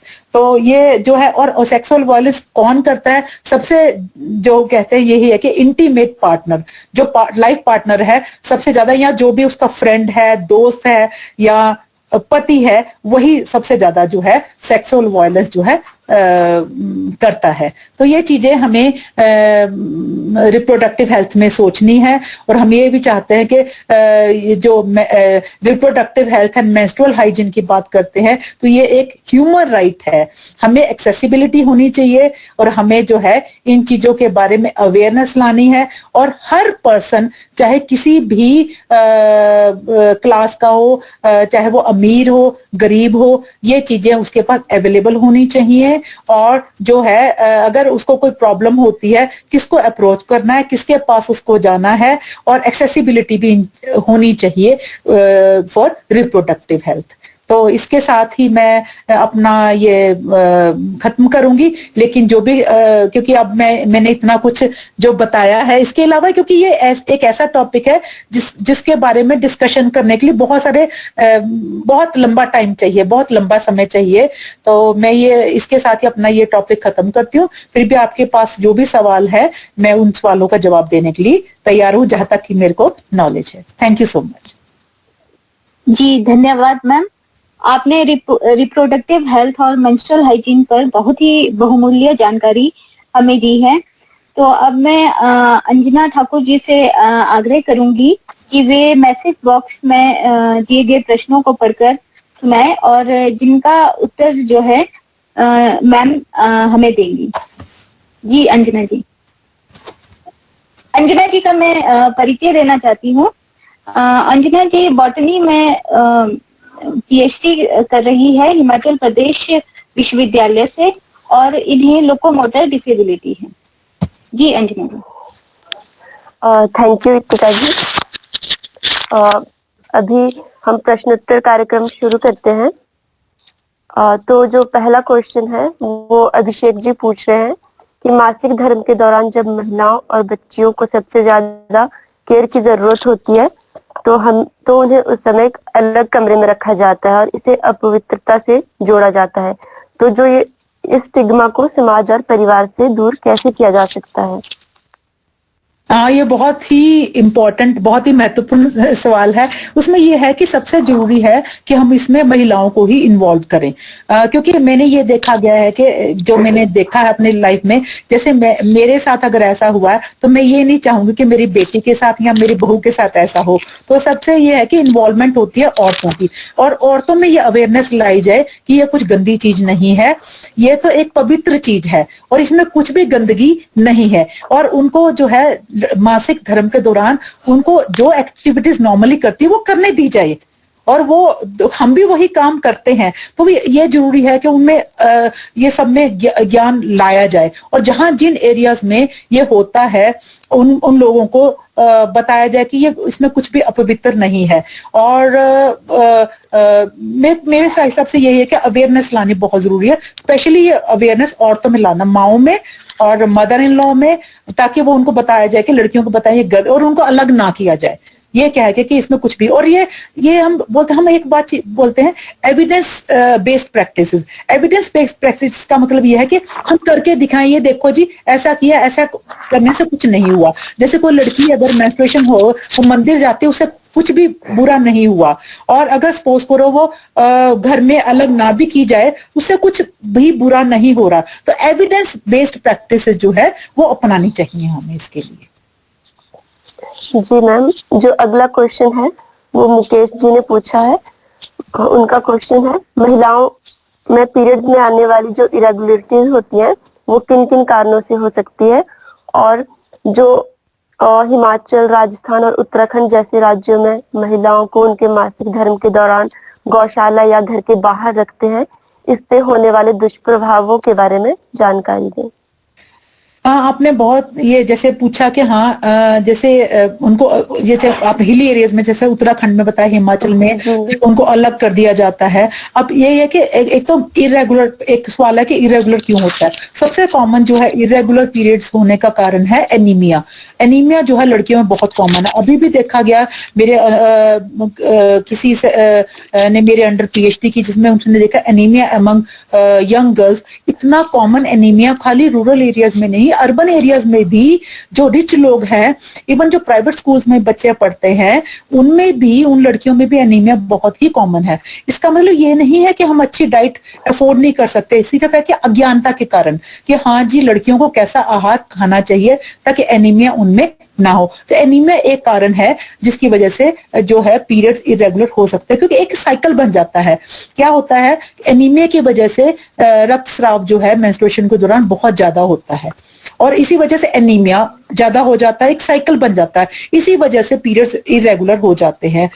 और दूसरा है कि इसका दुष्प्रभाव अलग करने का, वो तो दुष्प्रभाव है, क्योंकि ये दुष्प्रभाव खाली देखो फिजिकली और मेंटल, क्योंकि मैंने रिप्रोडक्टिव हेल्थ की बात की, उन्होंने सबसे जरूरी कहा कि रिप्रोडक्टिव हेल्थ खाली हेल्थ ये नहीं कि आपकी में कोई बीमारी नहीं है, कि रिप्रोडक्टिव हेल्थ से रिलेटेड आपका कोई इशू नहीं है, उसमें मानसिक और सोशल भी आता है। मैंने कहा ना रिप्रोडक्टिव हेल्थ का मतलब ये नहीं कि आपको कोई रिप्रोडक्टिव डिजीज नहीं है, लेकिन reproductive health means physical, mental, social and spiritual health. तो उसमें यही है कि अगर आप अलग कर जाते हैं, तो हम सोशल हेल्थ की बात कर रहे हैं, तो सोशल हेल्थ इश्यू तो खत्म हो गया, क्योंकि हमने उन दिनों उसको सोशली अलग कर दिया। और उसका मानसिक, आप सोचो उसके उस पे मन पे कैसा प्रभाव इन चीजों का पड़ेगा, कि उसको ये लगता है कि इन दिनों में बहुत ही गंदी हूं। तो क्या हुआ, एक मेंस्ट्रुएशन को गंदा मानना, जबकि हम चाइल्ड बर्थ को इतना पवित्र मानते हैं। तो वो क्या है, मानसिक, इससे बहुत सारी मानसिक रोगों को भी बढ़ावा मिलता है, और मानसिक रोग जो है उनमें पनप सकते हैं। जी मैम, जो अगला क्वेश्चन है वो सबीना जहां जी ने पूछा है, लड़की और महिलाओं में जो पीरियड्स होते हैं उनमें बहुत ज्यादा दर्द होता है, इसके क्या कारण है, और कभी कभी तो उल्टियां भी होती हैं, इनके क्या कारण है? हाँ, ये आपने ठीक बोला। सबसे बड़ा तो ये है कि जब मैंने जैसे बताया कि मेंटल प्रिपरेशन ही नहीं होती, तो क्या होगा कि लड़कियों को पीरियड्स आने से पहले ही बता दिया जाए कि हाँ, क्योंकि हम उनको हेल्दी वे में नहीं रहते, हमें यह है कि सबसे पहले उसके साथ एक विचार जुड़ गया कि ये कुछ गंदा है। तो क्या, जब हम किसी चीज को गंदा मानते हैं तो नेचुरली हमारे मन में आएगा उसके साथ। कई बार ऐसा नहीं मैं कह रही कि पीरियड्स पेनफुल नहीं होते, पीरियड्स पेनफुल होते भी हैं, क्योंकि उस वक्त क्या होता है, यूट्रस का साइज भी थोड़ा बढ़ जाता है, और एंडोमेट्रियल जो लेयर होती है वो शेड ऑफ होती है, पेनफुल भी होता है। लेकिन उसके लिए मैनेज करने के लिए है, कहीं में पेन बहुत ज्यादा होती है, कहीं में थोड़ी होती है, कहीं में डायरिया भी हो जाता है, कहीं में वॉमिटिंग भी हो जाती है, वो चीजें होती। लेकिन यह कि हमें अगर वो हो रहा है तो उसके लिए दवाई है। पेन हम बोलते हैं कि हाँ जी पीरियड्स को जो दवाई ले ली जाए, बहुत पेन हो रही है तो हम उसके लिए hot fermentation, hot water bottle का इस्तेमाल कर सकते हैं, थोड़ी रेस्ट कर सकते हैं। वो उल्टी के लिए भी अगर किसी को उल्टी होती दवाई भी दे देते हैं, इसके लिए मेडिसिन है। तो लेकिन आपने ये देखा होगा सर, स्पोर्ट्स वाली लड़कियां हैं, जो लड़कियां खेलती हैं, बैडमिंटन खेलती हैं, फुटबॉल खेलती है, स्विमर है, उनमें ये चीजें जो है कम होती हैं। क्यों? क्योंकि वो ऑक्यूपाइड होती हैं वो इन दिनों इतना बिजी होती है कि उतना ध्यान नहीं जाता। तो एक डाइवर्जनल थेरेपी भी है कि हम मेंस्ट्रुएशन को पॉजिटिव वे में ले, और उन दिनों वो एक्टिविटीज जो हम नॉर्मल करते हैं उनको वैसे ही करते रहें। लेकिन फिर भी अगर होता है तो उसके लिए मैं बोलती हूँ कि हाँ एक बार आप डॉक्टर के पास जाएंगे, हाँ मेरा पेनफुल पीरियड, और जो दवाई देते हैं वो मेडिसिन आप रेगुलर, जब भी आपको पीरियड्स आए वो दवाई आप ले सकते हैं, ताकि आपको पेन कम हो। तो मतलब मैनेजेबल होता है, ऐसा नहीं हो सकता कि वो मैनेजेबल ना हो। सबसे ज्यादा होता है कि स्ट्रेस होता है। हमें मेंस्ट्रुएशन का स्ट्रेस क्यों हो रहा है? क्योंकि हम उसको एक पॉजिटिव चीज ना लेके नेगेटिव लेते हैं। तो अगर और मैंने ये भी देखा कि इंडियन गर्ल्स में ये बहुत ही ज्यादा कॉमन है, बहुत ही ज्यादा कॉमन है। लेकिन मैं ये भी नहीं कहूंगी कि दर्द नहीं होता, दर्द होता भी है, लेकिन उसके लिए जैसे मैंने बताया कि उल्टियां भी हैं, डायरिया भी होता है, तो उसके लिए कि मेडिसिन अवेलेबल है जो हम ले सकते हैं। जी मैम, अगला क्वेश्चन है और जो मोनिका जी ने पूछा है, ये कह रही है, यदि कोई महिला गर्भवती है और वह मानसिक और शारीरिक रूप से स्वस्थ नहीं है और फिर भी उसके परिवार वाले उससे गर्भपात करने नहीं दे रहे, तो उस स्थिति में उस महिला को क्या करना चाहिए? अब मैं जैसे बताया कि परिवार में ये तो मैंने बताया कि राइट है। सबसे पहले तो मैं बोलती हूँ एक कपल का राइट है, हस्बैंड एंड वाइफ दोनों का राइट है डिसाइड करना when to have the baby and when not to have the baby, when to go for abortion. वो तो उसका राइट बनता लेते। लेकिन इंडिया में जैसे मैंने बताया कि हाँ, यहाँ बहुत सारे राइट्स हैं जो खाली हम बोलते हैं, क्योंकि ये सोसाइटी जो है मेल डोमिनेटिंग सोसाइटी है। यहाँ पे यह कि अधिकार आदमियों को दिए, औरतों को नहीं। तो अगर ये जो है कि उस महिला को भी अधिकार है कि अगर वो चाहती है कि वो प्रेगनेंसी कंटिन्यू नहीं करना चाहती, तो ये उसका अधिकार है और वो जा सकती है। उसमें कंसेंट की जरूरी नहीं है कि हस्बैंड का कंसेंट चाहिए। वो औरत का कंसेंट से ही भी, वो अपने कंसेंट से अगर वो चाहती है कि वो कंटिन्यू ना करे तो उसको राइट बनता है। लेकिन अब अगर हम सामाजिक बातों के पे जाएं, तो अगर वो चली जाती है अपने परिवार के, अपने पति की इच्छा के अगेंस्ट, उसके विरुद्ध भी वो चली जाती है, तो उसके बाद उसकी लाइफ कैसी होगी। अब मैं कह सकती हूँ वो परिवार पे डिपेंड करता है कि अगर वो इस अधिकार का इस्तेमाल कर लेती है, उसके बाद उसकी लाइफ कैसी होगी। अब मैं इमेजिन कर सकती हूँ, क्योंकि बहुत सारी महिलाओं को देखा है कि अगर इस अधिकार का इस्तेमाल करती तो उसका इम्पैक्ट क्या होता है उसके आने वाले जीवन पे। मैम अगला क्वेश्चन है, हेमराज राणा जी पूछ रहे हैं, लड़कियों के मासिक धर्म के दौरान कौन कौन सी सावधानियां बरतनी चाहिए और इसके प्रति जागरूकता के लिए क्या मुहिम चली है? इसके लिए सबसे पहले जो बहुत जरूरी है वही है कि लड़कियों को अवेयरनेस लाना कि उसको कैसे मैनेज करना है। तो इसके लिए जो है लड़कियों को बताएं कि हाँ, मेंस्ट्रुएशन तो हर महीने आनी ही आनी है, और उसके लिए उसको, जैसे स्कूल की बच्ची है तो उसको बैग में भी पैड्स होने चाहिए, और ताकि वो उसको स्कूल मिस ना करे। और स्कूल्स में भी जो है टॉयलेट सेपरेट होने चाहिए, पानी होना चाहिए, पैड्स को डिस्पोज ऑफ करने के लिए डस्टबिन होने चाहिए। और आजकल तो इसके लिए बहुत अच्छी मुहिम चली है, वो ये कि हर स्कूल में, हर कॉलेज में जो है वेंडिंग मशीन इंस्टॉल करना जरूरी है कि उसमें पैसे डालो और पैड मिल जाएगा। इसके अलावा पैड्स की इंसिनरेटिंग मशीन भी टॉयलेट्स में के पास जो है इंस्टॉल की गई हैं, जिसमें जो है वो पैड का इस्तेमाल किया हुआ पैड उसको वहां पे डाल के ऑन कर दे कि वो पैड जो है जल जाता है। तो ये मुहिम चला है, और जैसे मैंने बताया बहुत वॉलंटरी ऑर्गेनाइजेशंस के लिए सामने आ रही हैं, जिसके लिए एक प्रोग्राम जैसे वॉश है, जिसमें है कि वाटर एंड ये सैनिटेशन जो है ये जरूरी है। और खास करके हम बोलते हैं मेंस्ट्रुअल हेल्थ एंड हाइजीन, जिसके बारे में बात कर रहे हैं। और इसके अलावा इसमें बारे में ओपनली बात करना, ये नहीं कि ये मुद्दा जो है खाली लड़कियों तक सीमित है, ये लड़कों को भी इसके बारे में नॉलेज होनी चाहिए। जी मैम, अगला क्वेश्चन है सुचेता शर्मा जी का। ये पूछ रही है, जो मिसट्रीट होता है जो फीमेल्स के साथ ड्यूरिंग पीरियड्स, क्या उसके लिए कोई लॉ बना है? नहीं, मैं ये बताऊंगी इसके लिए कोई लॉ नहीं है, क्योंकि इसके लिए जैसे बताया कि राइट टू ह्यूमन राइट है रिप्रोडक्टिव हेल्थ के लिए, लेकिन अभी तक ऐसा कोई लीगल वो नहीं है कि हाँ जी जैसे वो तो एक्चुअली वो कल्चर टू कल्चर है। ऐसा नहीं है कि इंडिया में हर जगह पे हर घर में ही लड़की को मेंस्ट्रुएशन के दौरान या बहू को मेंस्ट्रुएशन के दौरान अलग रखा जाता है, किचन में नहीं एंटर करने दिया जाता, मंदिर में नहीं एंटर करने दिया जाता। मैंने एक ऐसी संस्था के साथ जुड़ी रही हूँ जहाँ पे साध्वी होती थी, तो उनको यह बोला जाता था कि मंदिर में जाना है। हालांकि वो हिंदुओं का मंदिर था, लेकिन ऐसा कुछ नहीं था कि तो उनको बोला कि हर महीने जैसे मेंस्ट्रुएशन होनी है तो इसका मतलब ये नहीं कि वो मंदिर नहीं जाएंगी, वो एक्टिविटीज वैसे ही कंटिन्यू करेंगी। वो जैसे गीता पढ़ती हैं, जो भी वो रिलीजियस बुक्स पढ़ती हैं वो वैसे ही पढ़ेंगी, वो मंदिर भी जाएंगी। लेकिन ऐसा कानून नहीं है। कानून इसलिए नहीं है कि ये कुछ मतलब हम ये कल्चरल टैबूज हैं, ये कोई ऐसा नहीं है कि मैंडेटरी है या ऐसा हो रहा है। ये culture to culture, state to state, again जैसे मैंने बताया कि डिपेंड करता है कौन किस कल्चर को है। वो कल्चरल टैबूज हैं जिनके लिए अवेयरनेस से खत्म होगा। और दूसरी बात यह है, जैसे बताया कि इसके लिए इंपॉर्टेंस क्या है, हाइजीन।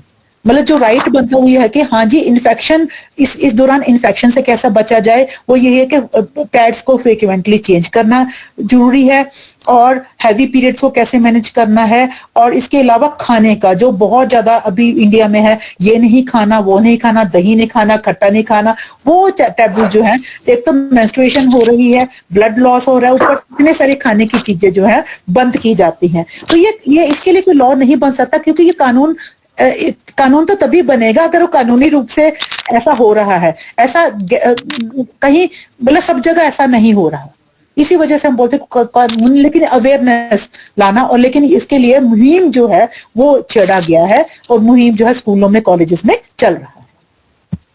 जी मैम, नेक्स्ट क्वेश्चन है नेहल तिवारी जी का। ये पूछ रही है ऑक्यूलर विकेरियस मेंस्ट्रुएशन, ये बीमारी कब और क्यों होती है और इसका इलाज कैसे हो सकता है? क्या इससे किसी की मृत्यु हुई है? अगर किसी, जी मैम, मुझे क्वेश्चन समझ नहीं आया, आप रिपीट करें question. Ma'am ocular vicarious menstruation, ये बीमारी कब और क्यों होती है? नहीं आई, आप इसको बता सकते, मुझे फिर भी क्वेश्चन नहीं समझ आया, क्लियर नहीं हुआ।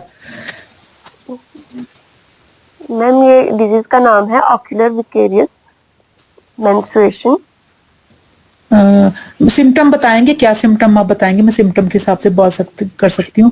अंजना, नेहल को बोलो कि वो खुद अपना क्वेश्चन बताए और हाँ बताए, क्योंकि मुझे क्वेश्चन, क्योंकि मैं इस बारे में बता सकती हूँ, लेकिन जैसे अब आपने जो क्वेश्चन पूछा, एक तो ये होता है कि पीसीओडी एक बहुत कॉमन बीमारी है, जिसमें है कि ये पीसीओडी एक बीमारी है जिसमें सिस्ट बन जाते हैं, और ये इतनी कॉमन हो रही है बीमारी लड़कियों में, जिसमें कि एक तो ये है कि मोटापा हो रहा है, मोटापे की वजह से इरेगुलर पीरियड्स हो जाते हैं, कि पीरियड जो है रेगुलर नहीं आ रहे, वो काफी टाइम तक पीरियड नहीं आते। तो उसमें यह है कि एक तो पीरियड ना आने की वजह से ओबेसिटी हो जाती है, और दूसरा है कि ओबेसिटी की वजह से पीरियड्स नहीं आते। लेकिन उसका मतलब ये भी नहीं कि जो पॉलीसिस्टिक ओवेरियन डिजीज है वो पतली लड़कियों में नहीं है, पतली लड़कियों में भी वो उतना ही कॉमन है, क्योंकि उसमें हार्मोनल इम्बैलेंस हो जाता है।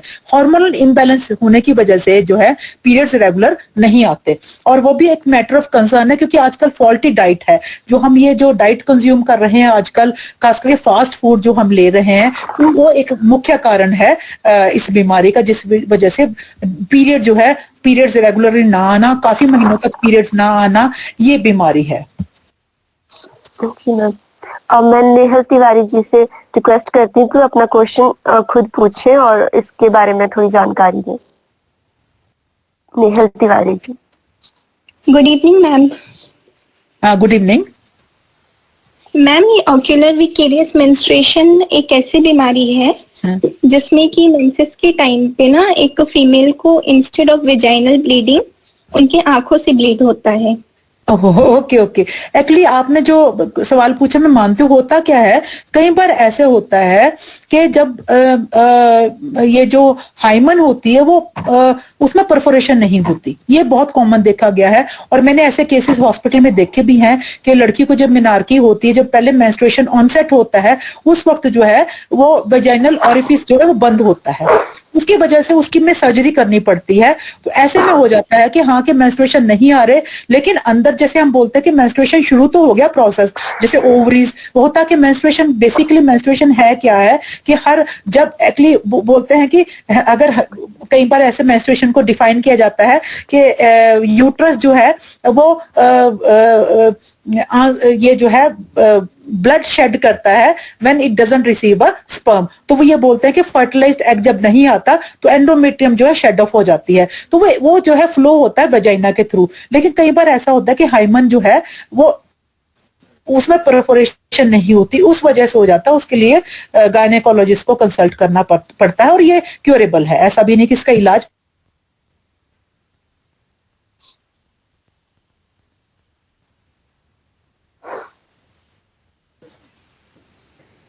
Hello Anjana, next question. हाँ जी, मैं वही बता क्वेश्चन का कि इसका यह है कि गायनेकोलॉजिस्ट को कंसल्ट करना पड़ता है। जी मैम, हाँ लेकिन क्योरेबल है। मैम नेक्स्ट क्वेश्चन मेरा है, और ये रिप्रोडक्टिव हेल्थ से रिलेटेड है। मैम जो रेट होता है स्टरलाइजेशन का, नसबंदी का, वो वीमेंस की परसेंटेज 37% से भी ज्यादा है, और जो मेल है वो 2 to 3% ही रहते हैं। ऐसा क्यों होता है? उसमें ये है कि अभी भी वही है कि डिसीजन जब होता है तो बहुत ही कम मेल हैं जो फॉरवर्ड आते हैं कि नहीं, वो चाहते हैं कि भी फीमेल्स को ही जाना चाहिए, कि उनसे बहुत ज्यादा इसमें भी बहुत सारे मिथ्स हैं कि जी अगर मेल स्टरलाइजेशन करवाते शायद उनकी सेक्सुअल पावर कम हो जाएगी, या बहुत सारे सेक्स के साथ वो है। और इसके अलावा मैं आपको एक बहुत वो बात बताऊंगी, मैं एक ऐसी महिला से मिली जिसने मुझे बताया कि उसके हस्बैंड ने स्टरलाइजेशन करवा ली है। वो स्टरलाइजेशन क्यों करवाई? कि उसको लगता था, अपनी वाइफ के कैरेक्टर पे शक था कि उसका हो सकता है किसी और के साथ रिलेशन हो, इसलिए उसने अपनी स्टरलाइजेशन करवाई ताकि अगर वो प्रेग्नेंट होती तो उसको पता लग जाएगा कि इसके सेक्स और रिलेशन किसी और के साथ है। तो ये मिथ्स की बात बता रही हूँ मैं। मैं एक एग्जांपल इसलिए कि मुझे याद आया कि उस महिला ने मेरे साथ कैसे ये बात शेयर की कि उसके हस्बैंड ने स्टरलाइजेशन सिर्फ इसीलिए करवाई कि उसको उसके कैरेक्टर पे डाउट था। लेकिन ये है कि आजकल बहुत एनकरेज किया जाता है कि आदमियों को भी स्टरलाइजेशन के लिए आगे आना चाहिए, और इस स्टरलाइजेशन का उनकी सेक्सुअल हेल्थ पे कोई भी बुरा असर नहीं होता। सिर्फ यही होता है कुछ वक्त तक स्टरलाइजेशन, कुछ समय बाद तक जो है उनको कॉन्डम का इस्तेमाल करना पड़ता है, क्योंकि स्पर्म जो है कुछ टाइम तक उसमें रहते हैं एक्टिव। तो लेकिन उसमें यह है कि स्टरलाइजेशन जो है मेल्स को भी फॉरवर्ड आना चाहिए, ये एक स्टिग्मा ही है, अदरवाइज कुछ ऐसा नहीं है। कि हाँ, आमतौर पे ये वो प्रेफर करते हैं कि फीमेल जो है शायद रिप्रोडक्शन वही कर रही हैं, इसीलिए उन्हीं को ही स्टरलाइजेशन करवाई, जो बिल्कुल गलत धारणा है। जी मैम।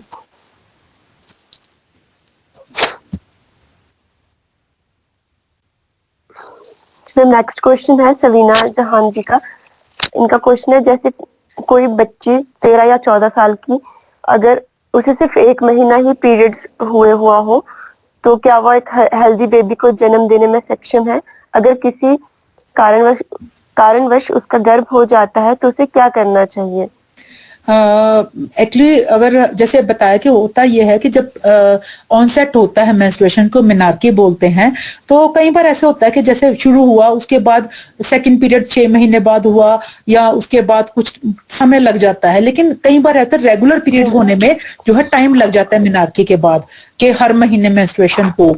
लेकिन जैसे प्रेगनेंसी की बात कही, तो ये प्रेगनेंसी अगर हो जाती है तो उसमें अगेन जैसे बताया कि अब केसेस बहुत सारे होते हैं ऐसे में कि एक बार मेंसेस आए और उसके बाद प्रेगनेंसी ठहर गई, तो उसमें हेल्दी बच्चा हो जाता है। अगेन फिर भी हम बोलते हैं कि जब तक रिप्रोडक्टिव ऑर्गन्स पूरी तरह से मैच्योर नहीं होते, तभी हमने ये जो एज है, तभी बोलते हैं 18 साल से पहले प्रेगनेंसी नहीं होनी चाहिए, क्योंकि 18 साल तक जो है रिप्रोडक्टिव ऑर्गन्स उतने मैच्योर नहीं होते कि एक हेल्दी बच्चे को जन्म दिया जा सके। और आजकल तो ये भी बोला गया कि 20 साल के बाद ही प्रेगनेंसी होनी चाहिए, और ये भी बोलते हैं कि 20 और 30 के अंदर जो प्रेगनेंसी होती है वो ये 10 साल बहुत अच्छे माने जाते हैं। लेकिन इसका मतलब ये नहीं है 30 साल के बाद, जैसे आजकल जो है शादी की उम्र जो है काफी महिलाएं प्रेफर करती है, क्योंकि हम बोलते हैं कि एजुकेटेड हैं, फिर उनको अपने लाइफ में सेटल भी होना, करियर भी चुनना है, तो लेट मैरिज हुई या मैरिज हो भी गई तो वो ये डिसाइड करती है कि बच्चा लेट पैदा करें।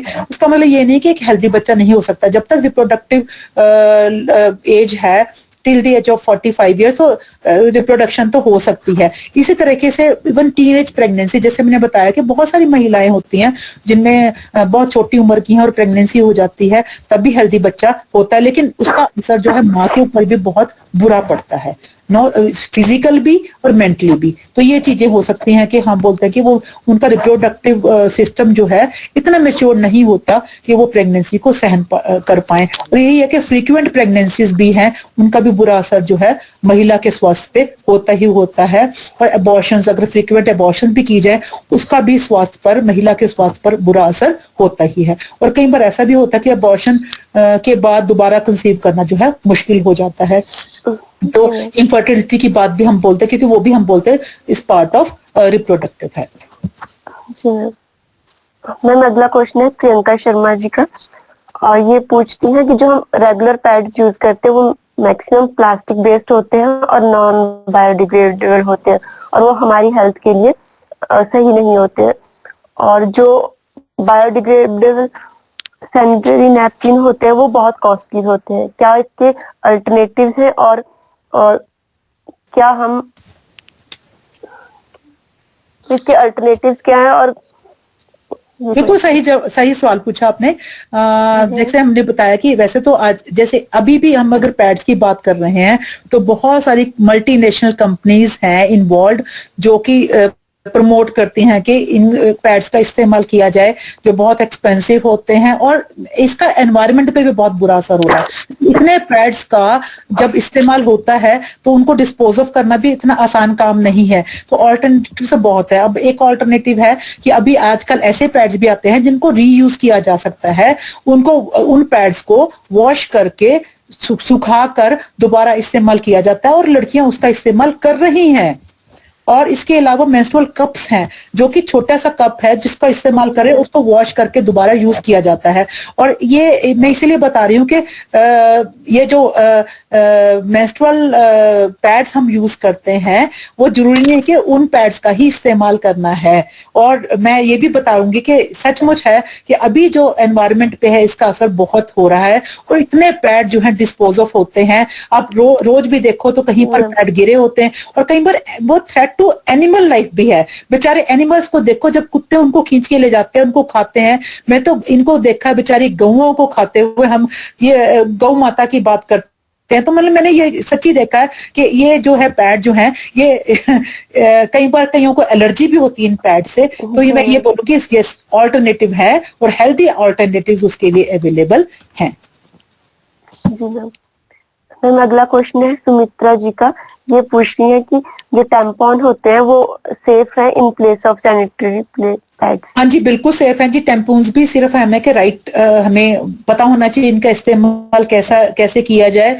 मैं खुद एक स्विमर रही हूँ कि मैं स्विमिंग करती तो मैंने ये देखा कि हाँ उन 3 दिनों में भी मैं अपनी स्विमिंग क्यों मिस करूं, क्योंकि मेरे को लगता था हाँ मैं जब रोज स्विमिंग के लिए जाती हूँ तो जैसे अगर 3 महीने या 4 महीने के लिए हम जाते हैं, क्योंकि यही पीरियड होता है कि हम मई जून से लेकर जुलाई अगस्त तक ही स्विमिंग के लिए जा सकते हैं जहां भी पूल्स हैं। तो हम बोलते हैं कि वो उन दिनों भी क्यों मिस करें। तो हम बोलते हैं ये टैम्पून जो है बहुत अच्छे हैं और इस्तेमाल करने चाहिए और वो भी एक हेल्दी ऑल्टरनेटिव है मेंस्ट्रुअल पैड्स के लिए। मैम नेक्स्ट क्वेश्चन है नरेश जी का। ये पूछ रहे हैं कि जैसे स्कूल और कॉलेजेस में विद्यार्थियों को इस प्रकार की जानकारी किस प्रकार से दी जा सकती है और उन्हें जागरूकता कैसे दी जा सकती है?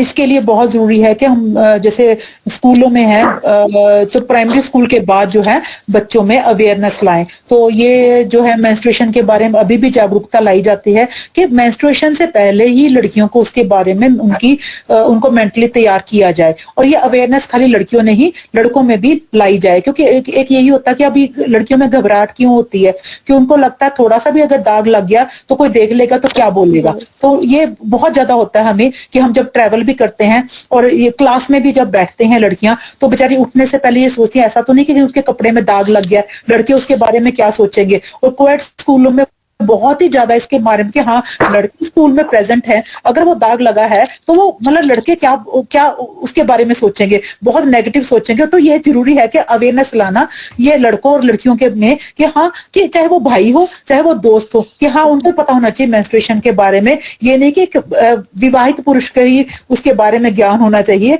मतलब बॉयज में गर्ल्स में। तो स्कूलों में अवेयरनेस लाना बहुत ही जरूरी है। तो मेंस्ट्रुएशन के जो प्रोग्राम है चल रहे हैं वो जरूरी है कि हाँ जी वो स्कूलों में छठी से जो है छठी कक्षा से शुरू किया जाए। मेंटली लड़कों लड़कियों को दोनों को ही इसके लिए तैयार किया जाए ताकि वो इसको पॉजिटिव वे में ले, नेगेटिव वे में ले, सो दैट मेंस्ट्रुएशन जो स्ट्रेस ना दे लड़कियों को, उसको एक पवित्र चीज ही मान के चला जाए। जी मैम, अगला क्वेश्चन है मुकेश जी का। ये पूछ रहे हैं बच्चों के जन्म देने के बाद कितने महीनों तक माँ का दूध जरूरी है? यदि किन्हीं कारणों से बच्चे को उसकी माँ का दूध से वंचित रखा जाता है तो इसके क्या दुष्प्रभाव हो सकते हैं?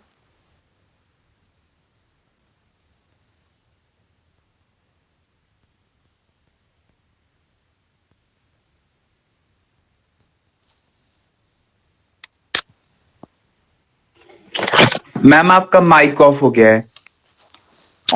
ये हम बोलते हैं लैक्टेशनल एमोनोरिया। वो ये है कि जब महिला बच्चे को दूध पिलाती है तो जब तक वो दूध पिलाती है तो उसको मेंस्ट्रुएशन नहीं होते। मोस्टली औरतों में ऐसा होता है। ये जो है हम बोलते हैं लैक्टेशनल एमोनोरिया। तो अभी जो हम दूध की बात करते हैं, ये हम बोलते हैं बच्चे को दूध देना बहुत जरूरी है। वो बच्चे के लिए के स्वास्थ्य के लिए भी और माँ के स्वास्थ्य के लिए भी जरूरी है। बच्चे के स्वास्थ्य के लिए तो जरूरी है ही है। हम बोलते 6 महीने तक बच्चे को माँ का दूध ही देना चाहिए, उसके अलावा कुछ ना दें। इवन पानी भी आजकल नहीं बोलते कि पानी भी नहीं देना। No bottle feeding, no artificial feeding, सिर्फ माँ का ही दूध। और ये बच्चे का राइट है बच्चे का कि 6 महीने तक माँ का दूध पे उसका अधिकार होता है। उसको माँ के दूध के अलावा कुछ भी ना दिया जाए। तो वो माँ के लिए कैसे माँ के स्वास्थ्य पे भी उसका अच्छा असर कैसे होता है कि उसको तब तक दोबारा प्रेगनेंसी नहीं ठहरती मोस्टली। और इसके अलावा जो ये है कि माँ पतली भी होती रहती है। जो वेट गेन होता है प्रेगनेंसी के दौरान, जब वो बच्चे को फीड करती है, वो वेट भी उसका धीरे धीरे कम होने लग जाता है और नॉर्मल होने लगता है। और इन्वोल्यूशन ऑफ यूट्रस ऑल्सो, जो यूट्रस का साइज बढ़ जाता है जब वो माँ बच्चे को फीड करती तो उसका साइज भी धीरे धीरे नॉर्मल आ जाता है वो जब बच्चे को फीड करती। तो ये जो हम बच्चे को फीड करने की बात करते हैं वो दोनों के स्वास्थ्य के लिए ही अच्छा है, माँ के लिए भी और बच्चे के लिए भी अच्छा है। और वो किस कारण से बच्चे को दूध नहीं दे पाती, ये बहुत ही कम कारण है। सबसे पहले तो ये कि हम माँ को तैयार नहीं करते प्रेगनेंसी के दौरान। सबसे जरूरी है, वो जरूरी है कि माँ को प्रेगनेंसी के दौरान ही तैयार किया जाए कि बच्चे के पैदा होते ही, चाहे वो नॉर्मल डिलीवरी हो चाहे सिजेरियन सेक्शन हो, उसको बच्चे को दूध देना ही है। ये बच्चे का अधिकार है। दूसरा, उसके स्वास्थ्य के लिए भी जरूरी है। किन्हीं कारणों से जो बहुत रेयर होता है, हजारों औरतों में किसी एक औरत को ही होता होगा कि जी हाँ दूध नहीं आया किसी कारण से, लेकिन आमतौर पर ये होता है दूध कब आता है माँ का, जैसे ही बच्चा माँ के स्तन को चूसता है तभी जो है इनिशिएशन हो जाती है और एकदम से हम बोलते हैं कि दूध आ जाता है। ये एक नेचुरल फिनोमेना है। ये तो बहुत कम औरतें होती हैं जिनमें ये नहीं होता, और जहां होता है हम बोलते हैं कि ये मदर के लिए और बच्चे के अधिकार दोनों के लिए अच्छा नहीं है। ऑल्टरनेटिव तो बहुत है बॉटल फीड के, लेकिन हम यही पूरे वर्ल्ड में ही ये मुहिम चला हुआ है कि बच्चे को अधिकार है 6 महीने तक माँ का दूध ही पीना है और कुछ नहीं। लेकिन उसके बाद भी अगर माँ चाहे तो बच्चे को दूध दे सकती जब तक वो दूध देती रहे। लेकिन वो है कि 7 महीने के बाद दूध का प्रोडक्शन जो है माँ में कम होना शुरू हो जाता है, इसलिए 6 महीने बाद बोलते हैं कि ऑल्टरनेटिव फूड्स भी बच्चे को देनी चाहिए। जी मैम।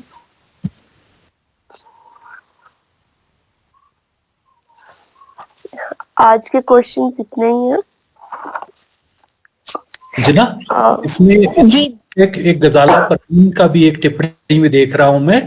जब मेरे घर में सिस्टर्स को मैंने बताया कि मुझे मासिक धर्म शुरू हो गया है तो घर में सब लोग रोने लगे और मुझे ऐसा फील कराया जैसे कि मैंने कोई पाप कर दिया हो। ये भी एक इनकी टिप्पणी है। और इसके बाद रेखा ठाकुर का भी है, ये देखना 19:53 पर रेखा ठाकुर का भी, इसको भी पढ़ना इसके जवाब को।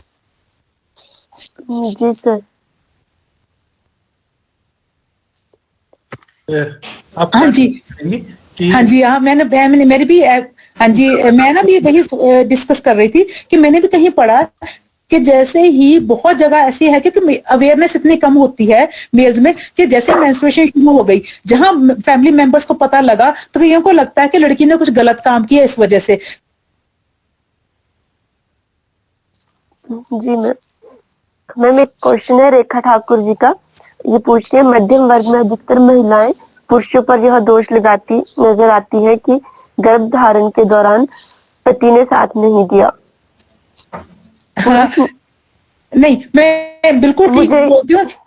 यहाँ पे यही बात हुई कि right to reproductive health, right to reproductive health जो है खाली मेल का ही वो नहीं है अधिकार, फीमेल का भी है। तो हम सबसे पहले तो बोलते हैं कपल का अधिकार। ये डिसीजन जो है हस्बैंड वाइफ दोनों ही मिलकर करते हैं। लेकिन जैसे मैंने बताया सोसाइटी हमारी ऐसी है तो वहां पे ये देखा जाता है, काफी जगह मैंने ऐसे पढ़ा है कि हाँ जी मेल बोलते हैं कि हम कोई भी कॉन्ट्रासेप्टिव उसका इस्तेमाल नहीं करेंगे। और कई आदमियों का ये भी होता है, ये औरत कैसी है कि जब भी देखो ये कंसीव कर लेती है और इसमें मतलब इसमें वह कि उसका अधिकार से वंचित हो जाती है बेचारी, क्योंकि उसमें क्या है कि उसका डिसीजन कहीं भी कंसीडर नहीं होता। वो चाहती है कि हाँ, अगर वो चाहती है कि हाँ मैं भी कॉन्ट्रासेप्टिव का इस्तेमाल करूं, चाहे मैं जैसे बहुत ओरल कॉन्ट्रासेप्टिव पिल्स हैं या ये जैसे कॉपर टी जैसे आईयूडीज बोलते हैं, यूट्राइन डिवाइसेस हैं, लेकिन उसको उसके लिए भी डिसीजन जो है हस्बैंड से या फैमिली से लेना पड़ता है। अगर वो खुद इसका इस्तेमाल करते तो कई जगह फैमिली में काफी प्रॉब्लम जो है हो जाती है। जी मैम, आज के कार्यक्रम के प्रश्न यहीं समाप्त होते हैं। अब मैं माइक देना चाहूंगी इतिका जी को। जी धन्यवाद अंजना जी। मैम ने सभी प्रश्नों के बहुत ही स्पष्ट रूप से है कि सभी के डाउट्स